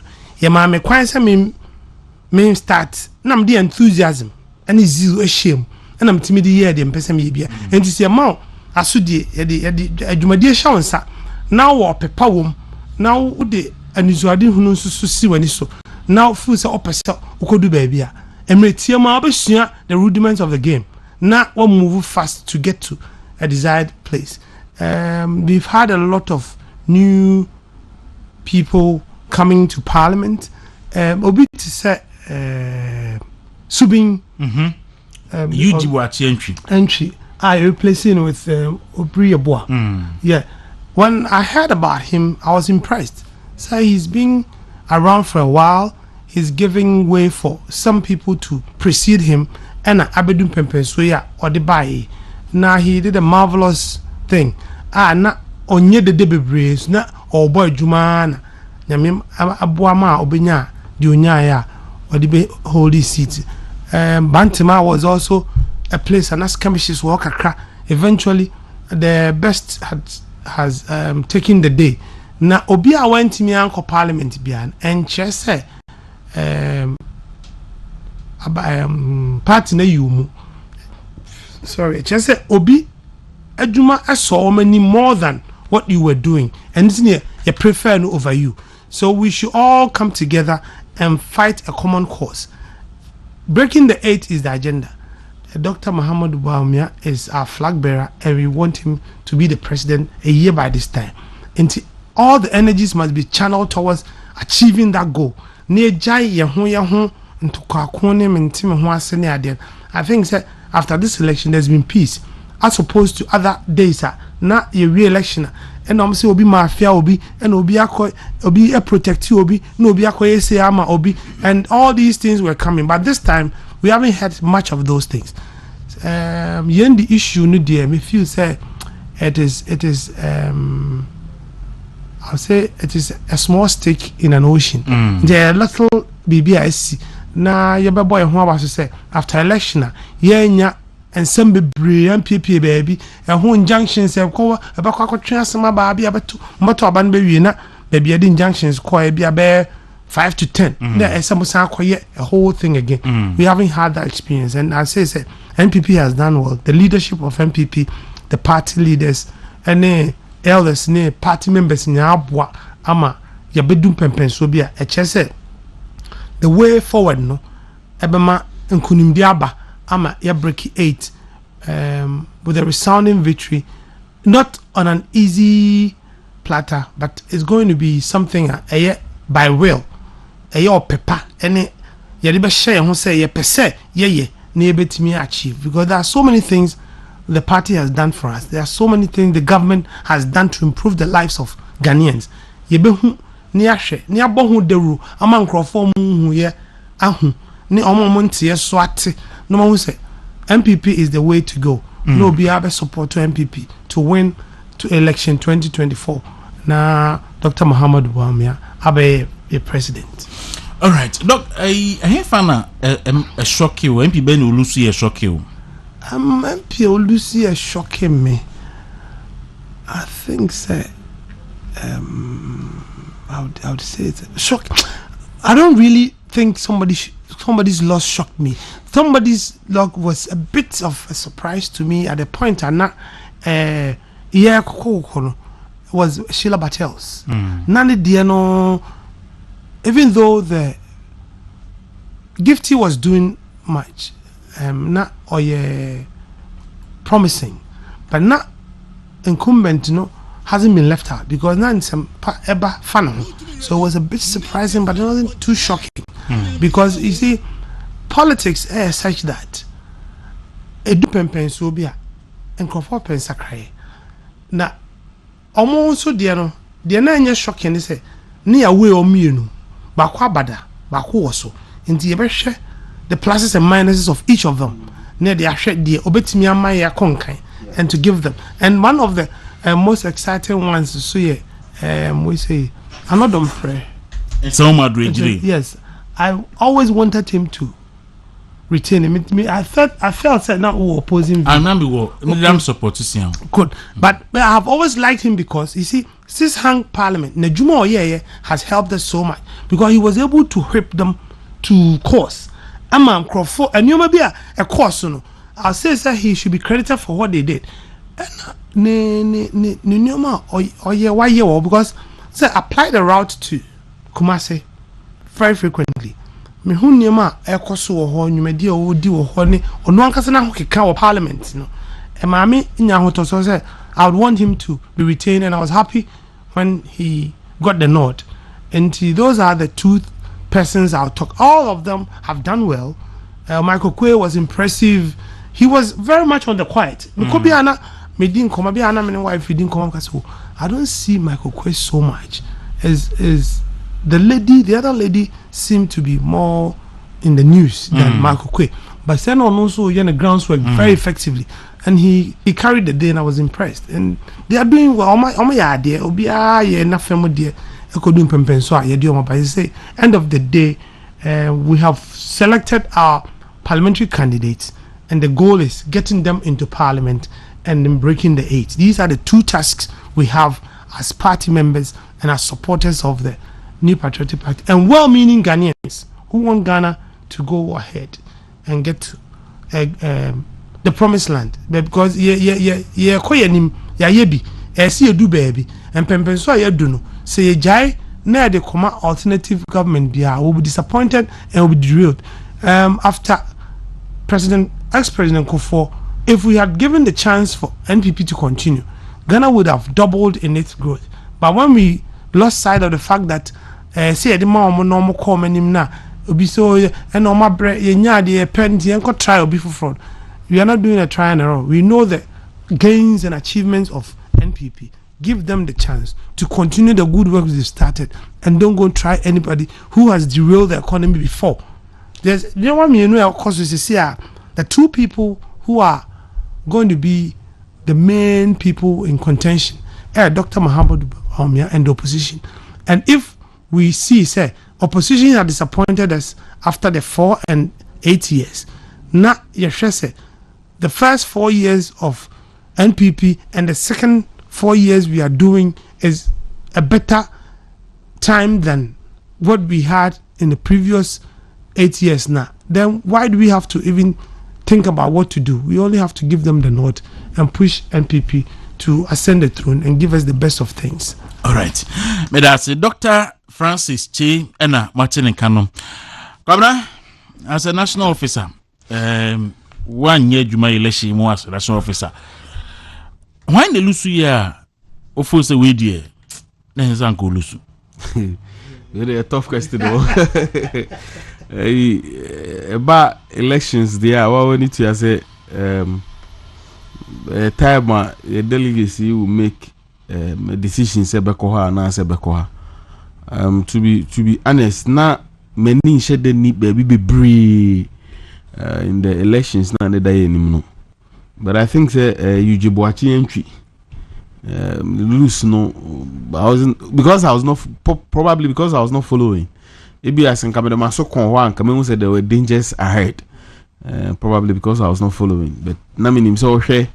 So why so why Albon? Why from polling station Koka Constituency? Na ye kotoa bana usan ekulusua. I say I know the Muslims not expected. Especially what people amafo ila Albona. Omo esu yi omi na we do uncle for trust omo constituency so uncle for you make sure say they are day na say koto na ulusu. I say I know I wasn't, to be honest, he was the least person I was expecting to see Bianca Lusu, but probably be so. Man from Adrian who be brain no actually say so can be 19 man yes and yeah in the content just that Yeboah was not loud but he had lost grounds. I got to know a lot, but I hadn't heard much about Yeboah. Me wafa. I mean him see bia obet me lusu. But man me no say obet me lusu sir. With that huge honorable obetati. Man son pan. But asana hamia ma can was 26 votes. I mean Chassis. I say the moment as an incumbent MP Oboko elections man so matter for man ya crowd. Debi ba Dawuro 26. What about lusu kra nka onya emra na nimu kakra. No, it shows that when Nkrofo na antene sir. It shows that no man antene because would have incumbent MP say lusu ye nyina even though ebinum votes na nye de but get 26 votes that you didn't live well with the people. Enti wow winning no. So you're careful. Now my way no any ma the other two no guide. You should be a guiding principle. You don't go and sit down there and think so media dome. She said the mbere bi ko ani e do no no abenya 26 no. Sa na so am you near me ya o crowd abenya 16 votes. O si ehu. Na me almost wa e kono. Na wantimi enwini a my disappointed amaka wasema yo obo. I think Sanko boot me a winning city at this time. On say about the three Asante Achim constituencies, no north, central, and south. Everybody thought that Nanka changes Bekoso. Yeah, maybe and the appear could be lawyer. No, me appear could be lawyer. Animedu and Asante Boatin home. But who share the three now one place and a man for who say. Likely saying if anybody me maintain was Asante Boatin because Osha Hawa he was able from the polling station to constituency and he has firm grip on your he is always in touch with the people and sad time no and I think say be born so and then NC for montem because moment a polling station album you should always get in touch with the people, find ways a bit more convincing among for mom be do side. And for Obo not to win, me personally, I told him say on sitting Asante Boatin at this time is a tough task. It's going to be a very difficult task. And see the elections of 2028 has started today. Yeah, exactly. Immediately they finish voting. Who agenda? Plans, you should get started immediately. Last time we lose. Yes. You see you. So okoye adwuma. Yes. What do say? Later part. Papa na be a bit unpopular. Bro could make statement be about Bawumia so wan ko chiaro ni ade. So look, about the presidential elections now. It's an entirely different ball game to the parliamentary elections. Minim, but and as Kabaka said, Kennedy nya 400 votes. The SNU when your crescent konya 300 votes. No, but there are two different ball games. Say enye honorable Kanajapu Ra Bantuma and Simi Okokan ya. Ralph Benya more vote than that one I agree. But winning Asante Boateng no the type unlike ebi a huge money na maybe a oye ne album ne niam ni nyina awie no akote na chire without getting. But Asante Boateng is always in touch with the people. Together with Anna the constituency no so division and shada mamu kesisa. So and he has the support, the solid support of the DC who was also in touch. Honorable Asante Boateng. I tell one who they mentioned. Afraid you obey no the no, how they no, where we have gotten to as a political party, irrespective of remarks in some but you forsake signing money now for the collective unity of the party. Yes, whether you like it or not, you have to come on board. Who win and so as an opponent on frail by this, I try and call your opponent. Mushia, unite them, bring everybody together. Near win a victory ne day anymore. And then some will be kafa will be won. Any other call elections ne day anymore. And we are now you know me some man for kafa. Maybe you audios, audios a man for kafa elections. We will try to shock you. But when with the elections ended, I've called all those people. We have spoken. Until obi a call elections bia no whether you win whether you lost especially while winning and cry there, it is incumbent on you to stretch out your hands to all those who lost and also don't vilify the supporters of Omomulusu Yeno. Bring everybody on board because presidential election Ghana is one constituency and every vote counts. And as such as a year in such a way and yet to chroma mails the 24,000 BD president wa and they just a constituency be a voice be through abani here. So let's all come together, stretch your hand to omoya aggrieve ni na no yen started the reconciliation processes in all the constituencies, bring everybody together near improve on our presidential votes and win the elections ahead of us. Also our lose no so no and continue and yes okay any malusu dia and now it was being speculated say Aduasa for independent. Now we issue statement. We issue statement. Send a commitment to the party in the UP tradition. Anya di obeko baby. Obia wako primaries ewie. Ubejina bibi so e dey find fault to be ede ako independent. Onya party ni papa. Eza onya wadwin so. No onya wadwin say obaboa osono amanyoku no. And you see baby I drew as a political party no. Even who lose because you win a presidential election sir. President has an appointment so between appointing by 7,000. Now the more di MPs no more by parliamentary candidates abe MPs no kwani binya those appointments. No. Baby. The fact that when you to say a MP could be abon the Shilabatels way woman you too so your deputy ambassador to China okwa as was aba enti a kira wo say free yes say wutimi etna se ye wadwuma ye ne ye boana party no be also benya appointment you become resourceful na usu akonya ba bi ahye obo so lose okonya Ghana Post akosha okoye adwuma enti wo lose you be come on board let's work hard and you see the way parliamentary primaries na kono. And then we share various constituency among for a year the young plus the old blend no. The room MPP is going to break the heat because energy about party no. You see rejuvenation. We see energy about party from there are some constituencies be or crampa because of the candidates no crampo no ebetimi cram motivate me improve now. In fact delegate for I'm so happy no musu nya hwe ye to aba wi omanya bibi ti afi di omunye omanya omu choices omunya ye nya hwe ne mai ene we nko awo you starting from presidential na aba wi o ti afi omunya ye nya hwe ne mai mu ka se manya bibi se manya de na mope ama wa bedu eti ye nya hwe no omunya ma ye mu na fi omuko ya adwuma ye nya hwe no omanya bibi sa delegate fo nya bibi ti delegate bia presidential candidate ni part 10 it is one number 5 number 4 and aba parliamentary ayiso mu ha de kama delegate nya hwe no yesro ma see am person ne ma munya musanya biem de isi break it no na me dey I'm very confident say with Dr. Mahmoud Dubaomi as a candidate no in fact this time say we nya even Ashanti Eastern no na Zongos look what no what dey from don't be mediocre George na me Ọ̀fàdé ma point you. Point in here. Ọ̀fàdé mama nu si ya. Adé bu anu ma ye bu ya ni kire wa ni mpanyinfo na kasa. Derogatory. Openity. Ghana for ye nyina na ye say mo friends half come me the board me nya ade. Me dia ne kotoko ni boxing and wrestling. Ntia na me ba dia me cha me tie ni say. Oh, ya trans ya ma teams bi no ahye ye no. Na fe na ne ye be kire mathematician say wo mu. Oh, say we no cry ye na we so koya. Aba we ya ye kro no. It's not about region bi o. Adwuma Akufo Addo aye. Enima mienu. The candidate Dr. Mahmoud Bawumia.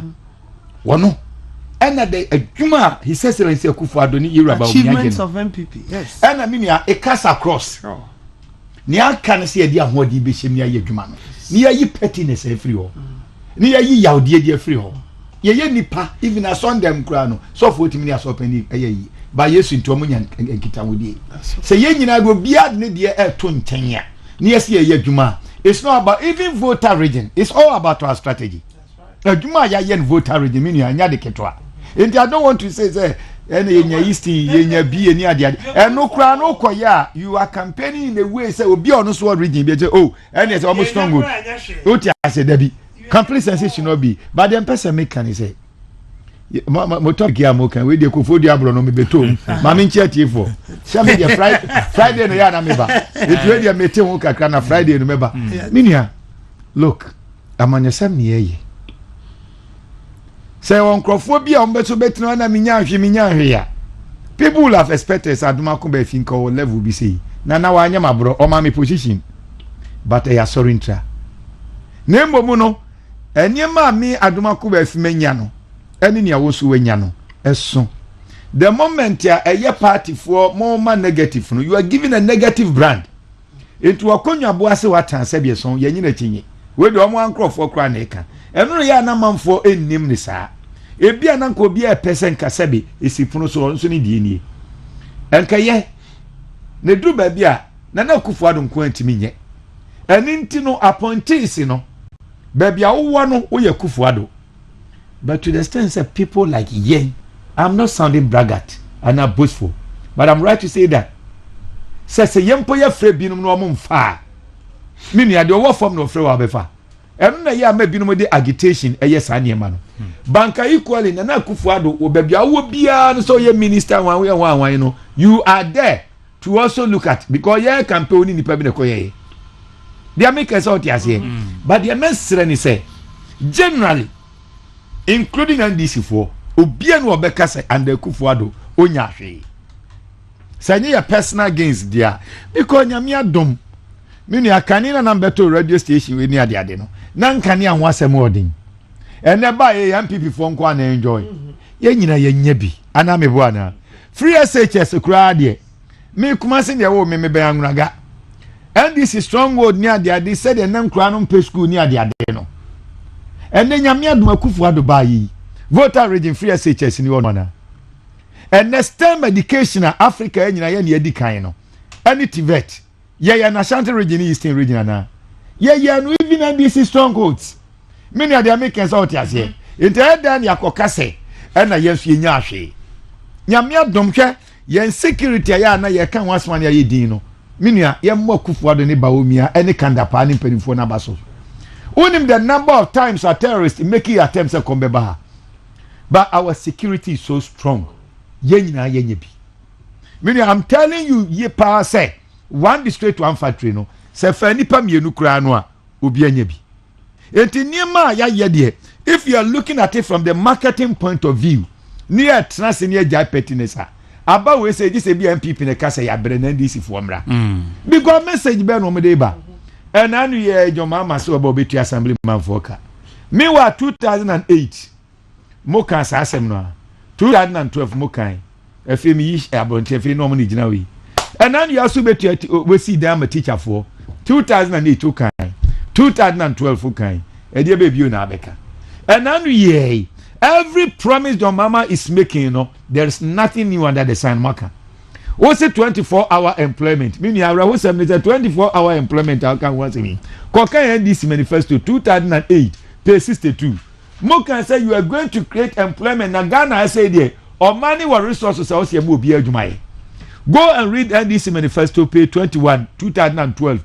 Was say you create employment for education or say create opportunity for employment and education. Ekusi the amubeke bia minia nyame adom na ye na ye no no ma ya dwene na yesua de no omuka na yi aba. There is nothing new under the sun. Ni anka ni say minia ye ma yaudie wo mu no improperly and say me so me yire me ho. There is nothing wrong about bitterness if extreme form or is usage anyway.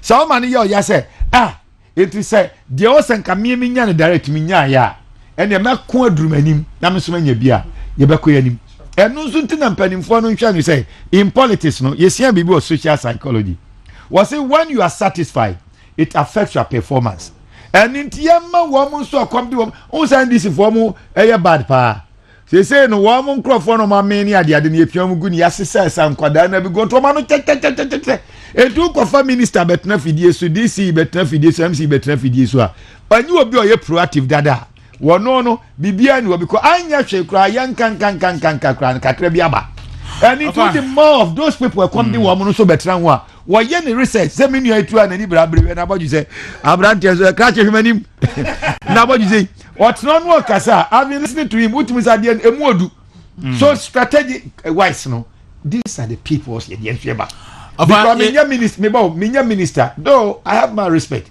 people respect me in the society so me ni NDC ni akwada no control no odi service ngunu a me metuma ka kire no but obi oye minister on stop solo protect no na kra na keka ne ngunu na minister sorry ko esi wa floor no it should not be ense wa gura tipen me nya minister nti anabo no me nya me nkɔ form said obekɔ no ba me na unu se krache o ya tentesofin meti agu so si ye ne sai bebo aye anada me kan bo aye eno anu no fa ava ye da se ye mo ayi mo se na obe chai ye mo Friday no meba ayi be no ye be he wanim me da se era ya adoba ko be fi na Martin kan no on the high ni fi radio kam wo timi fa na o tu see the radio stations no you so untumi mo nyire mu o eno multimedia Tuesday bia na me wo or the saying Joy Prime. Me wie ya na ye betwe me ko Adum TV. Me wie ya me Prime nam de America ba because ha de mama ya me mo ame. Yes Adum FM. Eno anko a omko a. Omo pese omo Adum pay mot Adum we say Angel. Omo so am me free time. Okay. Me ko bo mu a na o se me ba na ha so betu. Oh na ha de say Friday ne de mo ntwintwa ma na me ba me sem go. Ya misra mo. Say that pa. Here I Adum akoba fi na mo tini kan no pay say oba be chia on the high ni fi. Obi a high obi a fi utwa mu a. Ofa de ono de ne de. Oya jima wura kra deputy CEO. That's it. Come issue anchor for reason is kasem in the primaries. Enya MPP for nko. Baba ye iraye political fiber ni mu wo. Oman mu nyina NDC for kom de yehu ye. Ehu baba si a ojerompo de ogina ka so. Etu sika guti se de a ye to emoma nkokɔ no. Nkrofo Tinkrofo reason of yi party as a party no mo dwene ho kan be fa so a sani man betimi abrase ofa no kra ni say sine o hwe de ekoso a by elections a enye MPP amanyuku nko all political parties like and there o ka say ebia o ko shebo se obesia no ana betimi ayese a you like to because even in NDC the ekoso kra bi krampo na chen political party no nti the akoso no dear you don't have evidence to back those claims and the way any minimum say among for minimum propose say yenyana all card bearing members then you see said doc why in everything you need to do proper research and affirm and see say the negative and the positive which one outweighs the other, which one has been very efficient, and you just apply it into kakra media mechanics say about say BMU whether say monetization even in general elections they know it's about we trying to change the mentality of all Ghanaians, any voters. say when it is time for elections, it's about electing competent people who are going to represent your interests and the interests of your constituency and the interests of your community. It's not about the highest bidder, or it's not about the obetimi niyama bibraba any ekwakoto, but rather ubi obetimi abuama one mumpuntu aba one mu personal development aba two their communities ni obetimi akọ lobby facilitate the aba and the ordinary Ghanaian nadrin no. And I personally believe that with a lot of education, no one say do about it's not a matter of the highest balance to be to me a brave. But I personally believe that elections here, of course, we amount for to elect competent people who have worked hard. So when microphone today, Nasa enka incumbent MP enu obi obe contest ne one anka resources and could be to me to akesi. So incumbent MP timinya 26 votes are a clear indication that on an microphone today and now when Timia live up to expectation. That was the more reason why intia unya votes are unya you know. Inti it goes beyond the near money na. But my happiness is about the energy about party now. By this time, a lot of acrimonies across the country. So we say the current leadership of the party in Abaso say irrespective of their course and free and fair elections across who say the wedding kunim the worry and so to say worry na the autos means me you know oh no worry it was worry ama see asumjaba in all consequences abane course meaning say na ebinumo trace anka mentias na nyankrofo akọ independent no abuom but afidie I think one person greater Accra I think Sigi or baby and I met so accused regional chairman said why then to be co-independent so far by at times only one person at times there will be one only will be more personal issues that and no there be rap politics no and yeah issues are related to the party who do root cause ebi omo personal issues and all they ba beg engulf the party specifically one capacity was original chairman exactly and to me say senka a party ni per se dia nka wa obehu but they are chairman on is one no omo personal issues as omo handle the personal but I believe say national leadership be to omo na so I make sure say peace and harmony about constituency nim am enya asumdue you see some way na ye mu be 2020 time na ye primaries no na ye ka say mumo bi anko contest no hwe obi wo hokra elections na hokọ no votes obenya kra nu 10 no ba okọ yiri free mu a deda obe je no na ye mu bi no party no ye mu bi was of the view say Honorable Adjasafo disqualifying from contesting but na metina me gadro say no but outcome the buy no ya mana nkwa anka be ya safoforo but na woko ye ya ono wagina ni su yi yes apa ba bia and then omukọ obi out the consensus ni nyina obi okọ ye bi olusu ye bi agiatum obi o win ye bia nso won say o medi aba and na kromafo na kra ka say won say okay na yakoto aba no walusu and to down say okọ independent kra you not get the support the amount for mpe and say am between me no me no kra ye mpe ne say ye be feel say I say usisi obi I say o chinchim ni panensa o be so many panako elections o mpesa sa na e no na e be share bufo mo nso wanya some sympathy bi among for the Kwaku di na chi yes party for aye reshuffle e wo constituency level or regional level mo ye reshuffle national level party for a reshuffle party for sign reshuffle again e wo parliamentary level about 47 or so MPs e bi so mo nko bi mu e bi nso lusu ye and reshuffle na ba we understand say reshuffle aban mu dia ya fra no yes eba da be na eba and they're not going to say it's the sole prerogative of the president. Once you grow and you run an executive president, okay. And as such, you bet me advice, no bet me to bet me put pressure, but he can decide to the mayor and as a minute. We are hoping. Me say enkomodia koso. We are all hopefully say ebi abebaso to also give because in the moment we been make calls say omo CEOs are. Winning elections, elections, grind for Munsinchen for replacement. All those costs. Resources they say I know their costs in there because I don't know issues. No, amount for Razia. And so we share the positives and the negatives. I see you. Young fan say you will be parliamentary. Nadmo, maybe young fan will be the Nadmo Pape. Osha Tepasita, I swing. Was okay, you need to now what they ban or the Papa election. Karami propose any. Said a man penny Ushia man penny catcher. Said your car say, we are MP, now we are minister, now we'll lose sita. On sign appoint to be, you know. Obi or ye appointee be also lose ni sit no. Money in coffee. Na candidate for na capable ni efe bin kosi o exactly no so that resources akwa campaign. I agree with you. And we are simple and I agree with you perfectly. I agree with you perfectly. But not omo we ni mu. What we no so nko telefi no fa den campaign. No nipa no aye de na eba no ono obenya resources no de ko ede. Anu mo I agree with you. You see omo we ni omo ye chief executives for any crap appointment ni there. They should be allowed to be in their post because you hear some resources to maintain. Because hey, you find say papa your was a see covet or ko we no offense. Freche, Dr. Freche.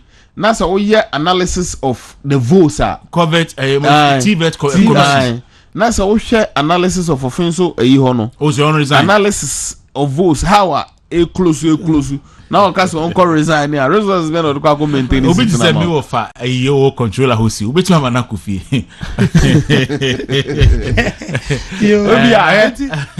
obi sa no so no amanfo ebi edidi wo ne nsam no edoso oboa wo no ebi na edoso you see I want negative you need to outweigh all of them and see what is best. Enkrofon kofi na ebi mra no no I don't agree with it. Ti oni ama na additional responsibility no wo so kofi no kwa den now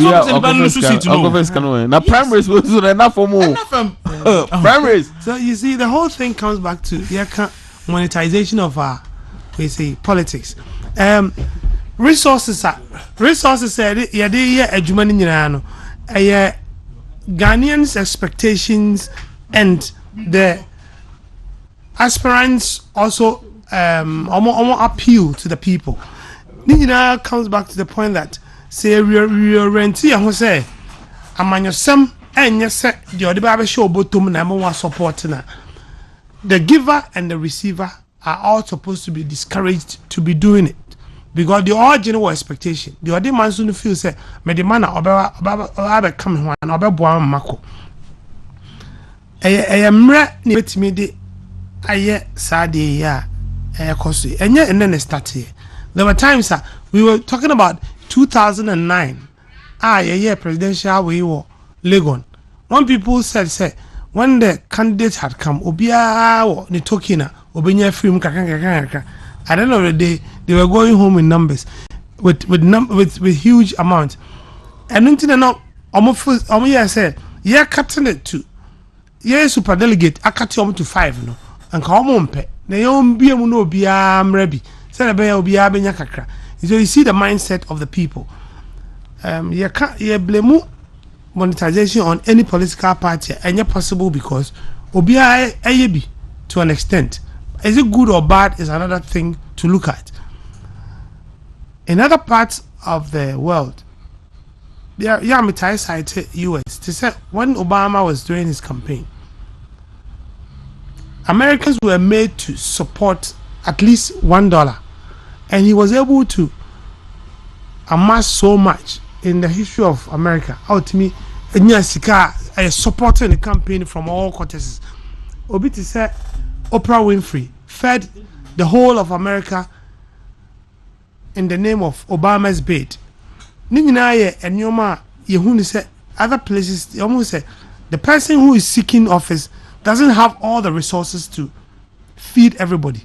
But the people who mean well for him, no, I'm gonna contribute all my resources to support the campaign through transportation, helping with fuel, helping with other logistics to be able to campaign around the country and win the people to support the bid or debate. But part, you feel say, oh, honorable, but the me say. Honorable.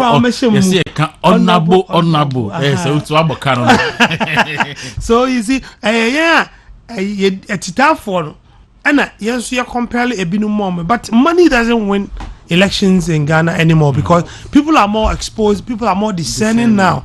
Into your pet, one summer work, and you will need a source. As some can over to me, it gives them the assurance of supporting you. Oh, more baby kakra. he would appreciate it. But any other man who decided to be with you. Otherwise, incumbent will never be in a position or less resource than the incoming. You understand? And it is when we are talking about maybe to say Subin, looking at what happened in Subin, looking at the margin of win, the incoming kase Subin because of honorable Kenofurata issue ninti, but Kenofurata issue no nipa no ye leader ne appear could be and you return it. And on one ne be olusu ye bia on one ne ye na ama number and obi a wini bia no ne modembo ene nkrofo na hu anya assurance of hope e wonu mu and on the number and ye hu say by his coming, you know, it also would consolidate the win of that seat. Say what two primaries new year. The next thing is that what the neighbor the whole constituency about to the swaba to take him to parliament. It's one for Bia and Crawford and Nimne say, you bet me and Honda so on so. You are going to elect somebody who would make us lose eventually. They say, you make us see me feel say, Minister of Health in Persiaso. I hope I been a me feel say, a Juma Kesepa or his son say, the margin of win was very little. Na ono so na hokeka ewo na dwuma die mu no it is not worth, you know, relaxing say obetimi anya easily. Enti eno sare say etimi, and we cannot lose that seat because looking at the numbers, the hang parliament there across the Ghana Mustafa. You doing who Mustafa. Okay. You doing who hang parliament you doing who the cost it has brought to Ghana, no, it is unprecedented. Esan say it got to a point and sembo ha they be can behind closed door and worth camera. Doctor, in fact, a big cry here in camera because IMF here as a result of hang parliament. That's it. IMF and Ghana we as a result of hang parliament. Because ni mebu hang koso senka mobile way say taxes ne buy and we could have raised a lot of money and you able high to me pass here and to me anye but say I had to say literally trading for a new man able to me pass and I just say affect Ghana's growth it's overwhelming winner. Speaker or to when or Shahin Chinese anime and you have parliament in the Diaba. Who's some kind of job? I had to say, of accident in Gru one can umia and why me so to a channel. And the iron kayaking, but all the same, say to me, overwhelming winner and easily we could have gotten Speaker of Parliament or yet chosen by the majority. I and said, this is what we are going for. And yet to say a trade a bargaining negotiate and they say near Basiama and you may be also the way are happy with, but it's befalling us until we have to cope with it.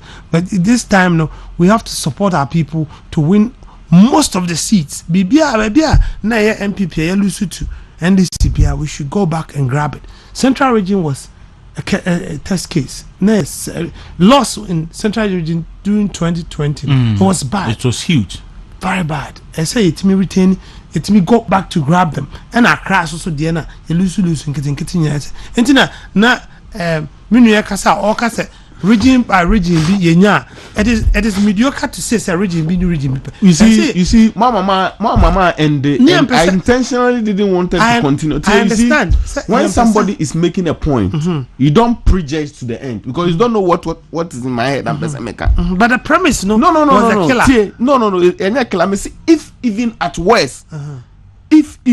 worst, yenya the Ashanti and Eastern and Zongos Eyromo, meaning said the Northern Bloc votes, it will come. We are going to win the election. Inti na esen kama manusiba offer mama eno offer inti na me man to as well. But me feel say young can say are you getting me? It's not like we didn't get it, but if you say don't let it go out there say we want to rely on the least to get the most. But let's go out for all. Go for the more for. That's right. Because definitely the northern votes will come. No, baby, I'm any feedback. There is no way we are going to lose the election. That's right. That's the positive one I want to hear. There is no way. When say I feel not me say obey. Many so I do who pay the northern regions. Exactly. Look, maybe I'm I thought there be a course ban, maybe feed ban.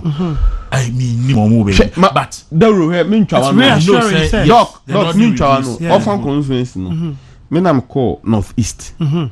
But I spent most time in the northern region. Because tension no na me be say Kwaku da ho. Me share that for room any amount food din komo. And MPP is going to do well in the northern. That's it. This is guaranteed. I'm saying the Kwaku Dawuro, come just me producer na anopay Eric Asante Martin, Makukin, Anaya Cassandra, Isaac Laura, DJ Chemani, team in anopay asida e modia. God on that's